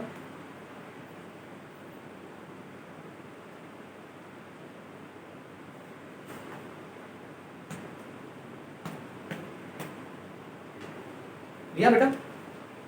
आगे बढ़ते हैं।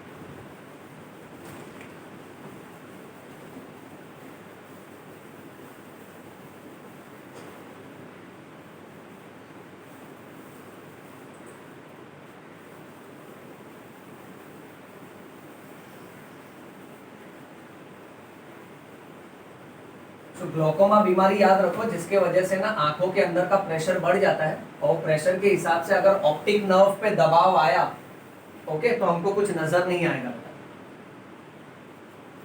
चलिए अब नेक्स्ट एक डायग्राम है, वो डायग्राम कर लेते हैं पहले, फिर आगे बढ़ते हैं।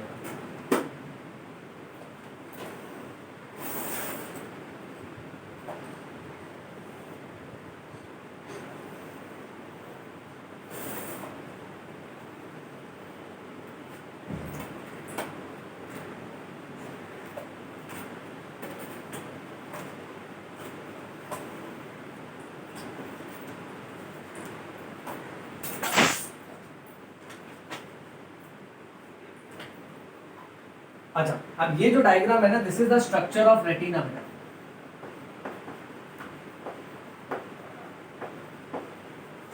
जिसमें हम लोग आंखों की अलग अलग लेयर्स, सब की सब लेयर्स ड्रॉ करेंगे और कंसीडर करेंगे, और फिर इसके दम पे हम लोग मैकेनिज्म ऑफ विजन वाला टॉपिक समझेंगे। यहां मैं बात करने वाला हूं मैकेनिज्म ऑफ विजन की।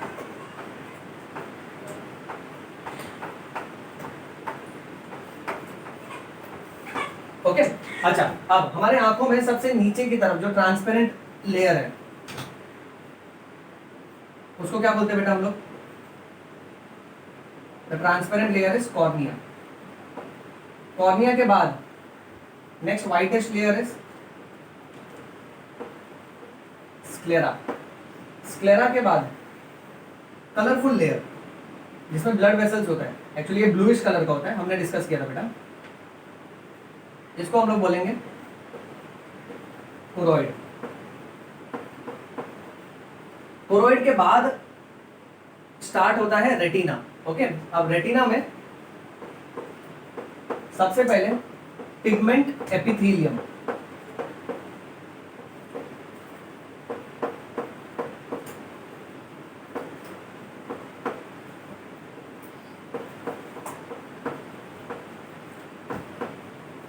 Pigment epithelium. उसके बाद रॉड्स और कोन्स बनाना बेटा,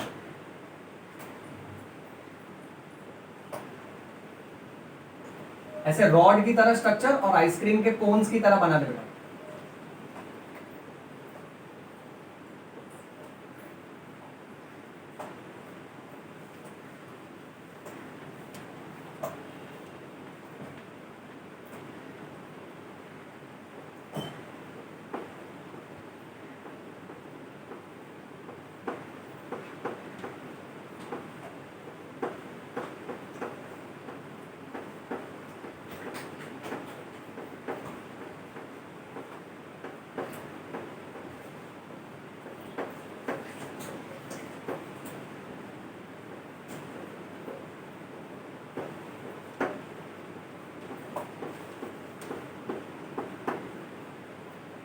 कौन सा कलरफुल बेटा,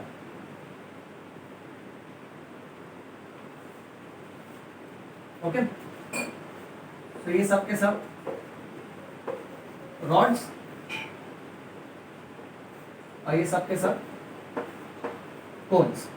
अच्छा, फिर उसके बाद अब रॉड्स और कोन्स के को मिला के हम लोग बोलते हैं फोटो रिसेप्टर लेयर, जो रेटिना का पहला लेयर था। उसके बाद आता है बाइपोलर न्यूरॉन्स वाला लेयर। अब बाइपोलर न्यूरॉन्स कैसे बनाओगे, तुम न्यूरॉन्स का साइटोन बना दो, यानी सेल बॉडी, और उसमें से दो दो प्रोजेक्शन निकालो, एक नीचे की तरफ जोड़ दो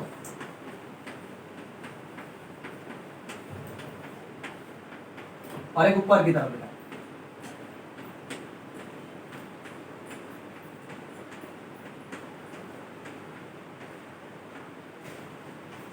और सब में न्यूक्लियस दिखाने का। अच्छा, और ये सब के सब है ना आपस में भी जुड़े होते हैं आजू बाजू में। यहाँ भी कुछ खास किस्म के सेल्स होते हैं जो इसको आजू बाजू में जोड़ते हैं, उसको हॉरिजॉन्टल सेल्स बोलते हैं। और यहाँ भी सेल्स होते हैं जो इसको आजू बाजू में जोड़ते हैं बेटा, इसको एमाक्रीन सेल्स बोलते हैं। इतना ज्यादा इंपॉर्टेंट नहीं है, ओके। फिर भी if you wish to remember then you can remember this is called as amacrine cells and the horizontal cells.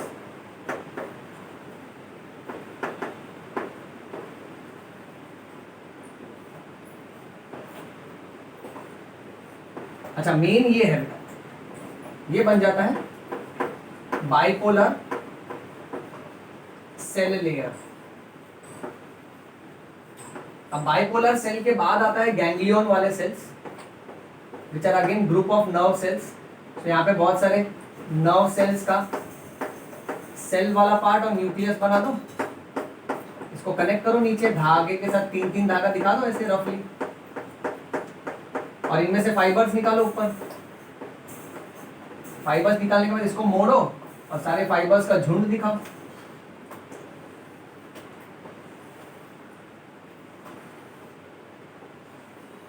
Okay, सो ये वाला जो लेयर है this is ganglion cells, group of nerve cells. So this is the ganglion layer. और ये क्या है, उसके nerve fibres हैं।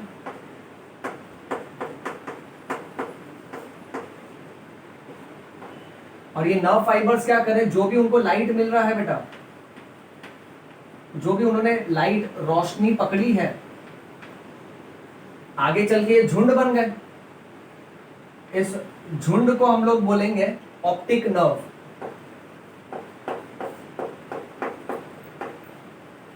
और ये ऑप्टिक नर्व मैसेज लेके जाएगा किसके पास, बॉस के पास। And who is the boss, brain.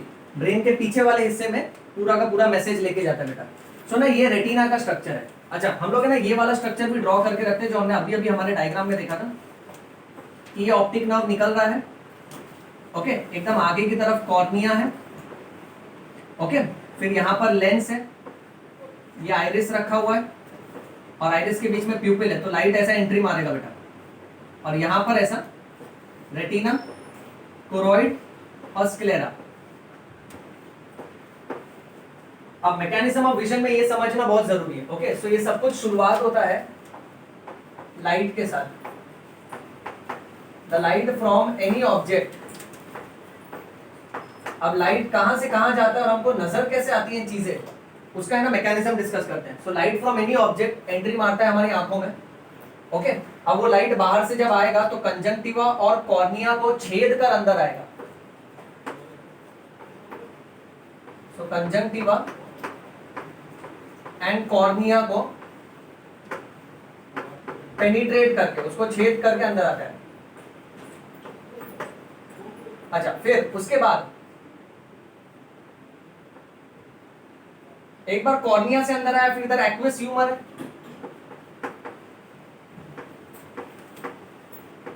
So light rays of aqueous chamber, जिसमें एक्वस फ्लूइड भरा है, उसमें से गुजरते हुए अंदर आता है। अब जब अंदर आएगा तो दो आइरिस के बीच में से आएगा,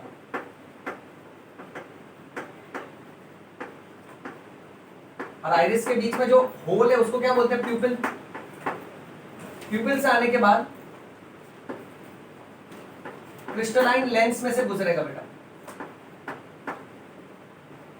ओके, अब लेंस में से गुजरने के बाद वो लाइट सीधा जाएगा रेटिना पे।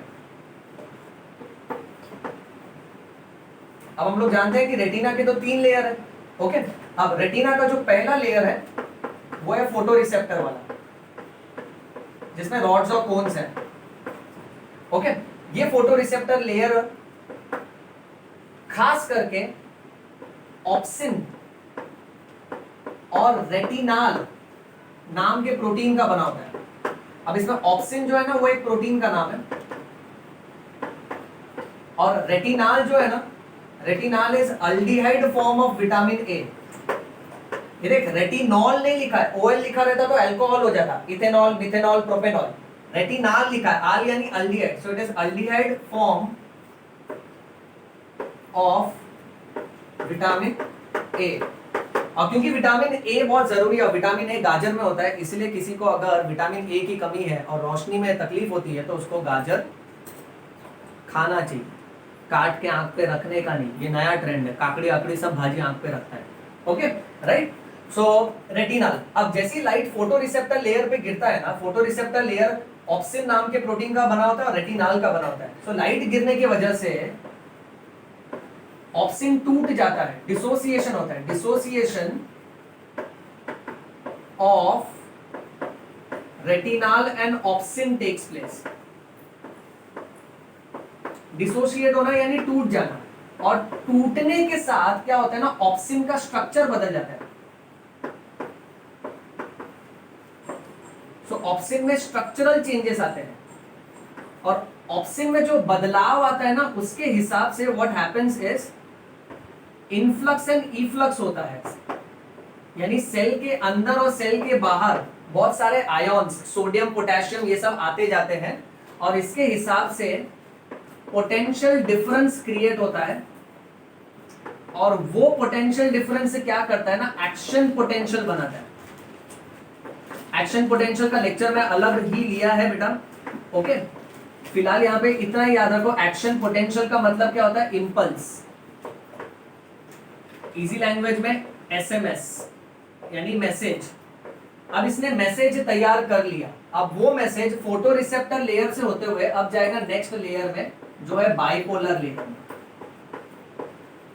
बाइपोलर लेयर के बाद वो मैसेज जाएगा गैंग्लियन वाले लेयर में। गैंग्लियन वाले लेयर से होते हुए वो मैसेज जाएगा ऑप्टिक नर्व में, और ऑप्टिक नर्व उसको लेकर जाएगा विजुअल कॉर्टेक्स में। ओके, अब ये जो विजुअल कॉर्टेक्स है ना, ये हमारे ब्रेन में रहता है। अब यहां मैं लिख के रखता हूं विजुअल कॉर्टेक्स का एक्स्ट्रा इंफॉर्मेशन। विजुअल कॉर्टेक्स हमारे ब्रेन का जो विजन वाला एरिया है ना, that is present in occipital lobe of a cerebrum. So the visual cortex is present in the occipital lobe of the cerebrum. Cerebrum यानी हमारा पूरा का पूरा जो मेन ब्रेन है, मेजॉरिटी पार्ट, वो उसका जो पीछे का हिस्सा है ना, उसको ऑक्सीपिटल लोब बोलते हैं। यानी हम लोग देखते यहाँ से है, पर सारा मैसेज यहाँ पर एनालाइज किया जाता है, समझा जाता है, इंटरप्रेट किया जाता है। अब देखो बच्चों, ये है ना लेक्चर का सबसे क्लाइमैक्स वाला पार्ट है, सबसे इंपॉर्टेंट वाला पार्ट है, कि दुनिया में कुदरत ने हमको ये जो दृष्टिकोण, नजरिया, ये जो विजन दिया है ना, ये बहुत बड़ी बात है। एक पल के लिए भी सोच लो, अगर ये विजन में कोई तकलीफ आया और अगर तुम अंधे हो तो तुमको दिन के सारे एक्टिविटीज में कितनी तकलीफ होगी बेटा। और ये विजन कैसे होता है, इसका हम लोग एक सिंपल एग्जांपल लेते हैं। जैसे अभी तू मेरे को देख रहा है, मैं तेरे को देख रहा हूँ बेटा, बराबर। तो कैसे होता है ना, मुझमें से जो लाइट आ रही है ऑब्जेक्ट में से जो लाइट आती है ना, ओके, वो लाइट सबसे पहले कंजंक्टिवा और कॉर्निया को पार करके उसके बाद एक्वेस चेंबर में आती है। एक्वेस चेंबर और एक्वेस फ्लूइड को पार करके दो आइरिस के बीच से प्यूपिल से गुजरती है, फिर वो लेंस में जाता है, फिर लेंस है ना उसको बराबर फोकस करता है रेटिना पे। जैसे ही रेटिना पे गया ना तो रेटिना के पहले लेयर पे जाता है जिसको बोलते हैं photo receptor layer. Photo receptor layer के अंदर कैसा है ना, ऑप्सिन और रेटिनाल ये प्रोटीन टूट जाते हैं, एक दूसरे से अलग हो जाते हैं। इसके हिसाब से ऑप्सिन के स्ट्रक्चर में बदलाव आता है, और ऑप्सिन के स्ट्रक्चर में जैसे ही बदलाव आता है ना तो सेल्स के अंदर सोडियम पोटेशियम का लेन देन चालू हो जाता है। सोडियम पोटेशियम का लेन देन के वजह से इलेक्ट्रोलाइट ये आयॉन्स के चेंजेस की वजह से पोटेंशियल डिफरेंस क्रिएट होता है सेल के अंदर। पोटेंशियल डिफरेंस क्रिएट होने की वजह से उस सेल में एक्शन पोटेंशियल बनता है। एक्शन पोटेंशियल एक छोटा सा बिजली के करंट जैसा है बेटा, ओके, जैसे नसों में करंट, जैसे वायर में करंट दौड़ता है ना, वैसे हमारे न्यूरॉन्स में मैसेज दौड़ते हैं बेटा, ओके। ये एक्शन पोटेंशियल फिर फोटो रिसेप्टर वाले लेयर से होते हुए ये जाता है बाइपोलर वाले लेयर में, यानी यहां से होते हुए ये गया बाइपोलर लेयर में, बाइपोलर लेयर से हो जाएगा गैंग्लियन वाले लेयर में, गैंग्लियन वाले लेयर के नर्व फाइबर्स आपस में जुड़कर ऑप्टिक नर्व बनते हैं। फिर वो ऑप्टिक नर्व हमारे आईबॉल से, ये आईबॉल निकाला, ये ऑप्टिक नर्व निकला, ये दूसरा ऑप्टिक नर्व निकला, ये हमारे ब्रेन में क्रॉस करते हैं जिसको ऑप्टिक कायस्मा बोलते हैं। और ये ऑप्टिक कायस्मा जाके ब्रेन के पीछे वाले हिस्से में occipital lobe of the cerebrum में जाके ब्रेन को संदेश देता है कि भाई तूने क्या देखा, एक इंसान देखा जिसको दाढ़ी है, जो टाई पहना है, लाल शर्ट पहना है और हमको आंखों के बारे में सिखा रहा है। फिर ब्रेन वो लाइट को एनालाइज करता है, समझता है, फिर उसको पता चलता है हाँ ये अवस्थी सर है, ये डॉग है, ये कैट है, ये कैमरा है, ये चौक है, और उस हिसाब से हम देख पाते हैं बेटा। इसमें भी अगर हम लोग डिटेलिंग देखें ना, नसों में से जब मैसेज जाता है, दो न्यूरॉन के बीच में गैप होता है जिसको साइनैप्स बोलते हैं। 12th स्टैंडर्ड के बच्चे अगर ये लेक्चर देख रहे हैं, साइनैप्स का भी डिटेलिंग है, उसमें भी प्री साइनेप्टिक मेम्ब्रेन, फिर बाद में तरह तरह का न्यूरोट्रांसमीटर केमिकल निकलता है। न्यूरोट्रांसमीटर केमिकल की वजह से मैसेज है ना उसके द्वारा दूसरे न्यूरॉन्स पर चढ़ के जा सकता है, फिर जाके पोस्ट साइनेप्टिक मेम्ब्रेन आता है। और तो और ये एक्शन पोटेंशियल के लिए भी हम लोग ने कॉन्सेप्ट देखा था, सोडियम पोटेशियम का इंटरचेंज होता है, उसके हिसाब से हर न्यूरॉन का polarise state, depolarise state, repolarise state होता है बेटा। यानी हम तो ऑब्जेक्ट को देखते बराबर पहचान जाते हैं ये डॉग है, ये कैट है, पर वो ऑब्जेक्ट से जो लाइट निकला वो लाइट इतना अंदर जाता है, फिर ब्रेन उसको समझता है और ब्रेन वो मेमोरी को स्टोर कर लेता है, हाँ ये डॉग है, हाँ ये कैट है, ये चौक है, और उस तरह से हम हमारे सराउंडिंग को पहचान पाते हैं। यानी समझ जाओ हम इसको बायो को बायो क्यों बोलते हैं। यानी दुनिया देखना बड़ा आसान है, हाँ सर मैंने तो देख लिया, ये आप हो, ये कैमरा है, ओके, ये चीज है, वो चीज है, पर वो देखने का मैकेनिज्म, विजन का जो मैकेनिज्म है वो कितना कॉम्प्लिकेटेड है। कुदरत हमको ये बड़े आसानी से उपलब्ध करवा देता है बेटा, ओके, फिर हम इसको खराब करता है। अब सवाल आता है कि सर मुझे कॉन्टैक्ट लेंस पहनना चाहिए कि नहीं पहनना चाहिए, कि चश्मा पहनना चाहिए। चश्मे और कॉन्टैक्ट लेंस में तुम्हारी चॉइस है। अगर कॉन्टैक्ट लेंस तुम कम समय के लिए पहनते हो तो ठीक है। कॉन्टैक्ट लेंस वो जो आता है ना रंग बिरंगा लोग चिपकाते हैं, जिससे आंखों की पुतलियां जो है कलरफुल लगती हैं, स्टाइल मारते हैं, उसमें ना उसका तरीका रहता है, उसको प्रॉपर्ली वॉश करके, हैंड को वॉश करके क्लीन तरीके से पहनना होता है। तो अगर सही तरीके से पहनोगे तो अच्छी बात है, नहीं तो उसके हिसाब से इन्फेक्शन होता है। सो उससे अच्छा है कि तुम चश्मा पहनो। चश्मे से रिलेटेड और भी पॉइंट्स तुमको सिखाऊंगा, फिलहाल इसका स्क्रीनशॉट ले लो बेटा, आखिरी हिस्सा है, स्क्रीनशॉट ले लो बेटा।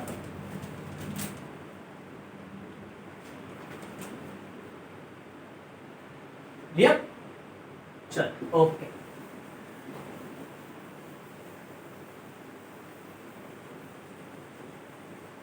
अब हम लोग बात करेंगे कि किसी को नजदीक का चश्मा आता है तो किसी को दूर का चश्मा आता है, किसी को मोटा चश्मा आता है तो किसी के चश्मे में दो रिंग बना रहता है, दो अलग अलग किस्म की कांच लगाए रहते हैं। बूढ़े लोगों को चश्मा आता है, छोटे बच्चों को चश्मा आता है।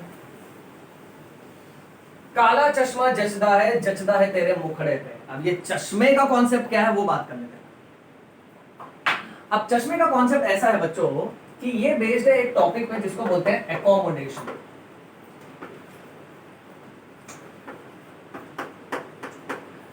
एकोमोडेशन क्या होता है कि जैसे ही हमारा लेंस है और ये हमारा रेटिना है, तो जब लाइट लेंस से टकराता है ना तो लेंस अपने आप में थोड़ा बदलाव लाता है, अपने कर्वेचर को चेंज करता है ताकि वो लाइट को बराबर रेटिना के ऊपर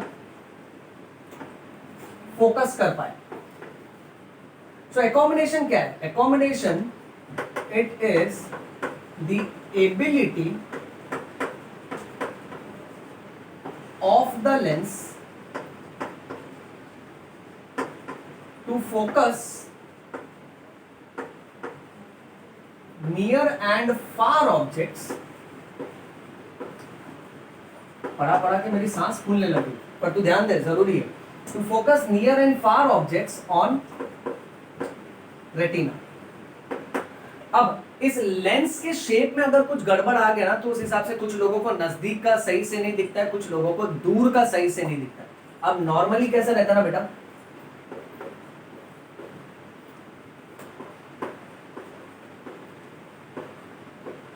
नॉर्मल विजन देखो कैसा है। नॉर्मल विजन में हम लोग देखते हैं जैसे ये लेंस है,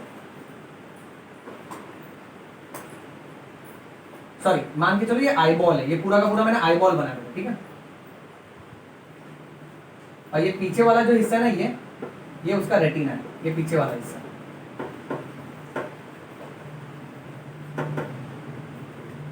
और ये आगे की तरफ समझो लेंस। अब दूर से जो लाइट आती है ना बेटा,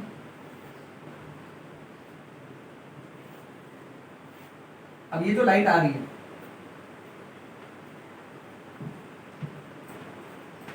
तो लेंस क्या करता है, वो लाइट को थोड़ा सा रिफ्लेक्ट करके, थोड़ा एडजस्ट करके वो लाइट को बराबर फोकस करता है रेटिना के स्क्रीन पे।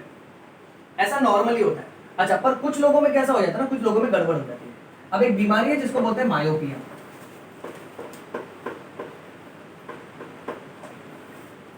और एक बीमारी है जिसको बोलते हैं हाइपरमेट्रोपिया।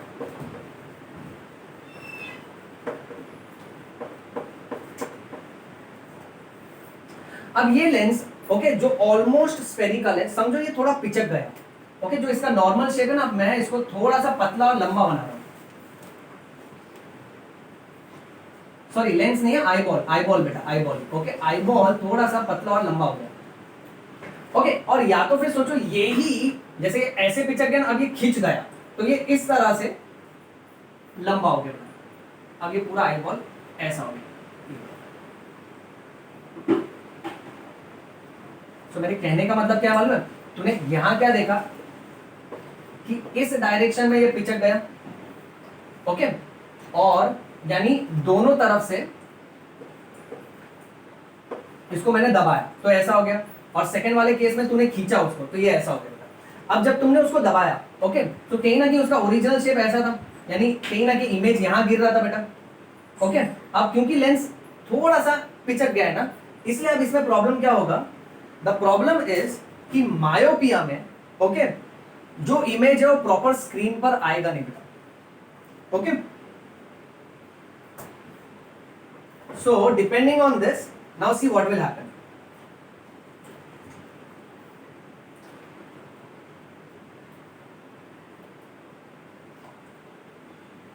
अब ये केस में जहां लेंस बहुत ही खिंच गया है, ओके। अब नॉर्मली शेप इसको उठाओ, यहां रखो, तो नॉर्मली इमेज यहां गिर रहा था, अब लेंस खुद खिसक गया तो इमेज वहीं का वहीं आएगा बेटा, ओके। सो यहां क्या होगा ना, लाइट रेज आ रही है,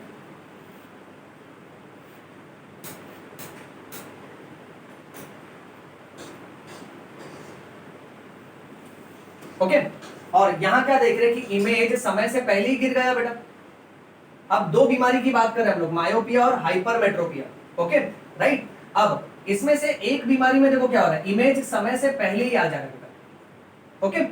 अब इसके वजह से इसको सही से नहीं नजर आएगा। अब इसका इलाज डॉक्टरों ने ढूंढ लिया, इसके लिए डॉक्टर क्या करेंगे, कॉन्केव लेंस का इस्तेमाल करेंगे। अब ये चीज रिपीट करता हूं मैं। अब कॉन्केव लेंस क्या करता है ना, जो लाइट आता है उस पे, उस लाइट को थोड़ा फैला देगा,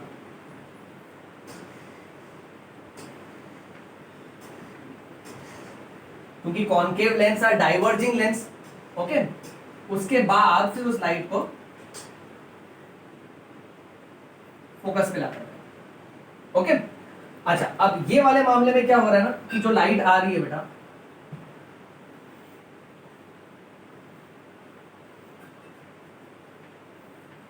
ओके, अब यहां पे जो इमेज गिर रहा है वो इमेज रेटिना के पीछे आ रहा है, so this is the image, और ये जो स्क्रीन है ये है रेटिना, ओके। और यहां पे देखो, this was the image and this screen is the retina, अब इसको करेक्ट करने के लिए डॉक्टर ने इसका इलाज क्या ढूंढा है कि यहां पर इमेज रेटिना के पीछे फॉल हो रहा है,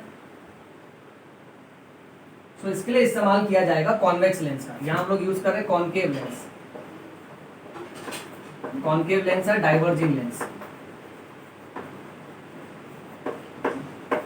और यहां हम लोग इस्तेमाल कर रहे हैं कॉन्वेक्स लेंस का। कॉन्वेक्स क्या करेगा, कन्वर्ज करेगा,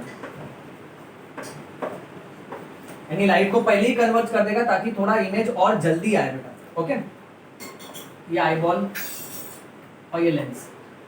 अब जैसे ही लाइट ऐसे फैल फैल के इस पे आता है ना, तो ये इसको थोड़ा और कन्वर्ज कर देता है। ओके, और कन्वर्ज करने की वजह से फिर लेंस उसको और कन्वर्ज करेगा खुद, सो दैट अल्टीमेटली अब इमेज प्रॉपरली रेटिना पर आ रहा है। ओके, अब ये दो बीमारी में देखा जाता है, मायोपिया और हाइपरमेट्रोपिया। ये नेमिंग उल्टा है, मैं इसको चेंज करता हूं बेटा।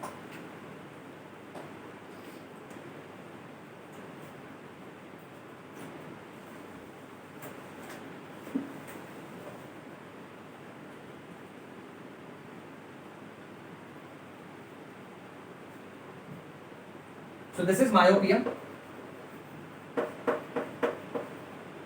Okay, ये condition, and this is hypermetropia.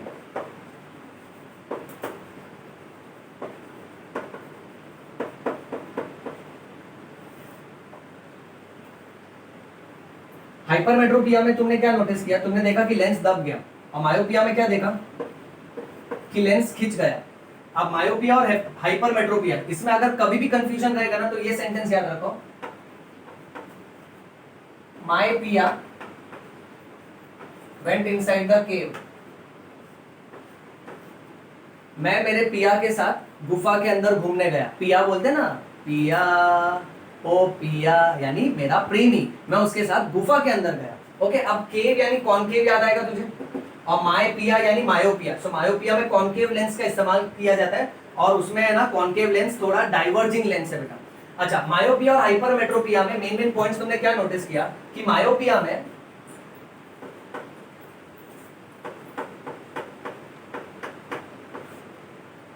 Lens लंबा हो गया। ओके, तो पूरा का पूरा जो आईबॉल है,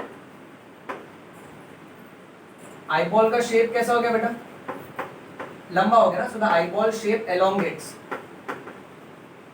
एलोंगेट्स यानी it is longer than normal. Next, इसमें lens becomes thicker than normal, image falls before retina, retina से पहले।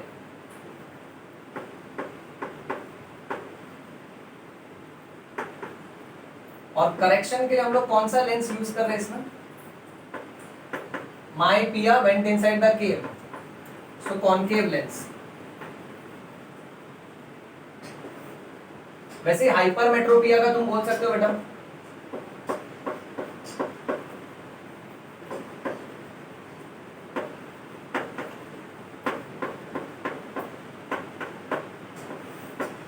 ओके। अच्छा, myopia is also called as short sightedness, you can also call it as near sightedness।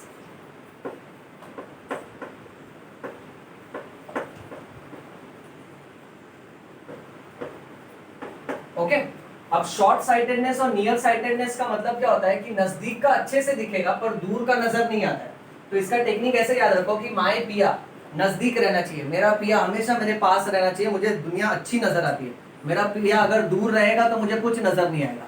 So myopia में दूर का नजर नहीं आता, तो जिसको दूर का चश्मा रहता है ना, उस बीमारी को मायोपिया बोलते हैं बेटा। Hypermetropia is called as far sightedness और it is also called as distant sightedness.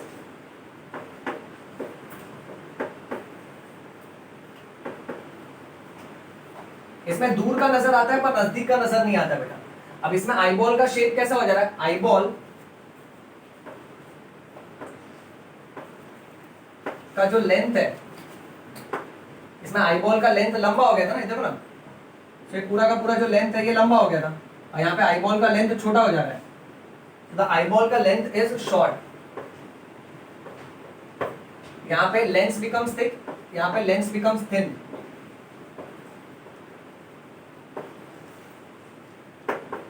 Image falls before retina, यहाँ पर image falls behind retina.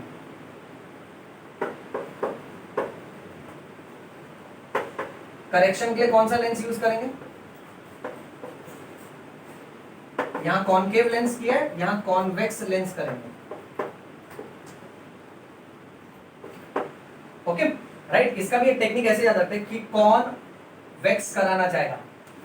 Waxing होता है ना जहां बाल निकालते हैं, कौन वैक्स कर, क्योंकि अगर आप वैक्सिंग करोगे पट्टी डाल के बाल खींचोगे तो आप हाइपर हो जाओगे। हाइपर यानी एकदम ज्यादा गुस्से के मारे, दर्द के मारे चिल्लाने लगोगे। ओके सो कौन वैक्स कराना चाहेगा वो हाइपर हो जाएगा। Okay so that is another technique that you have to remember. अच्छा इसके अलावा एक और कंडीशन होता है जिसका नाम है एस्टिग्मैटिज्म। एस्टिग्मैटिज्म में लेंस और कॉर्निया का है ना शेप चेंज हो जाता है, उसका कर्वेचर चेंज होता है बेटा।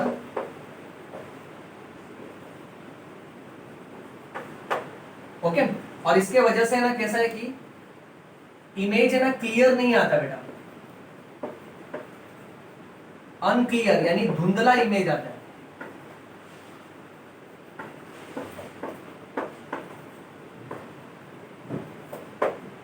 इसमें टॉरीज सॉफ्ट लेंस का इस्तेमाल किया जाता है, सॉफ्ट कॉन्टैक्ट लेंस का, इसको करेक्ट करने के लिए।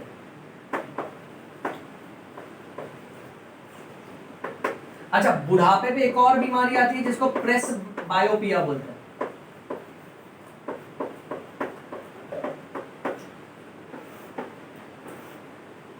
Press बायोपिया it is because of ageing, old age में, और इसको करेक्ट करने के लिए बाइफोकल लेंस का इस्तेमाल किया जाता है। अब बाइफोकल लेंस कैसे रहता है ना, ये ऐसा चश्मा रहता है, ये देखो ये चश्मा है बेटा, बुढ़ापे पे ये चश्मा लगता है जिसमें दो तरह की कांच होती है। नीचे वाला जो कांच है ना this is for the near vision, और ऊपर वाला कांच is for the far vision. तो इसमें दोनों तरह के लेंस लगाए जाते हैं। ओके तो इसमें कैसे जब नजदीक का पढ़ना रहता है तो नीचे वाले कांच से देखने का, दूर का देखना रहता है तो ऊपर वाले कांच से। इसमें ना ऐसे ट्राइफोकल भी आता है, बीच में एक इंटरमीडिएट जोन भी आता है। एनीवे पर कैसा अभी आज के लेक्चर में हमको एक दिन में आंख का डॉक्टर नहीं बनना है। ओके बेसिक के लेक्चर के हिसाब से इतना बहुत है बेटा। नेक्स्ट फिर एक होता है एक बीमारी नाइट ब्लाइंडनेस।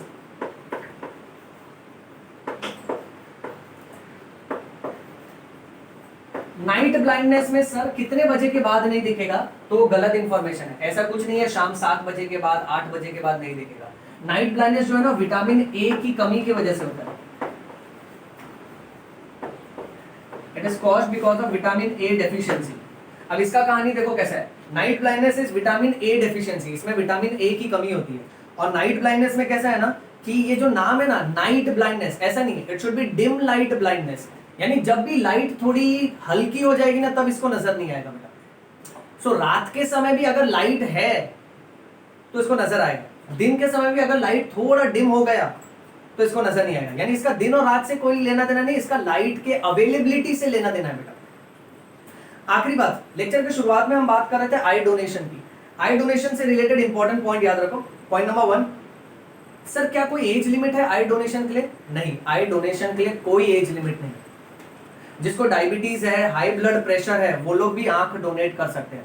हर कोई आंख डोनेट कर सकता है एक्सेप्ट अगर किसी को HIV एड्स है, अगर किसी को हेपेटाइटिस बी है, अगर किसी को हेपेटाइटिस सी इन्फेक्शन है, अगर किसी को किसी तरह का ट्यूमर या कैंसर है आंखों का या तो ब्लड का, जैसे अक्यूट ल्यूकेमिया होता है, ल्यूकेमिया यानी ब्लड कैंसर, अगर किसी को मेनिंजाइटिस एनसेफेलाइटिस यानी ब्रेन या तो ब्रेन के कवरिंग मेनिंजेस पे सूजन है, सो वैसे पेशेंट्स आंखों को डोनेट नहीं कर सकते हैं। उसके अलावा अगर किसी को नजदीक का चश्मा है, दूर का चश्मा है, डायबिटीज है, हाई ब्लड प्रेशर है, वो सारे लोग आंखों को डोनेट कर सकते हैं। जब भी आंख डोनेट करना होगा ना तो घर से ही किया जा सकता है। डेड बॉडी ओके पहले फॉर्म वगैरह उसका भर के रखना होता है। जैसे ही एक रिलेटिव इन्फॉर्म करता है कि पेशेंट का डेथ हो गया तो डॉक्टर्स और उनका टीम घर पे आता है, ओके, या तो फिर टेक्नीशियंस घर पे आते हैं, और ये टीम क्या करता है ना 4 से 6 घंटे तक का ही टाइम रहता है। 4 से 6 घंटे से पहले ही अपने को आंखों को निकाल लेना है।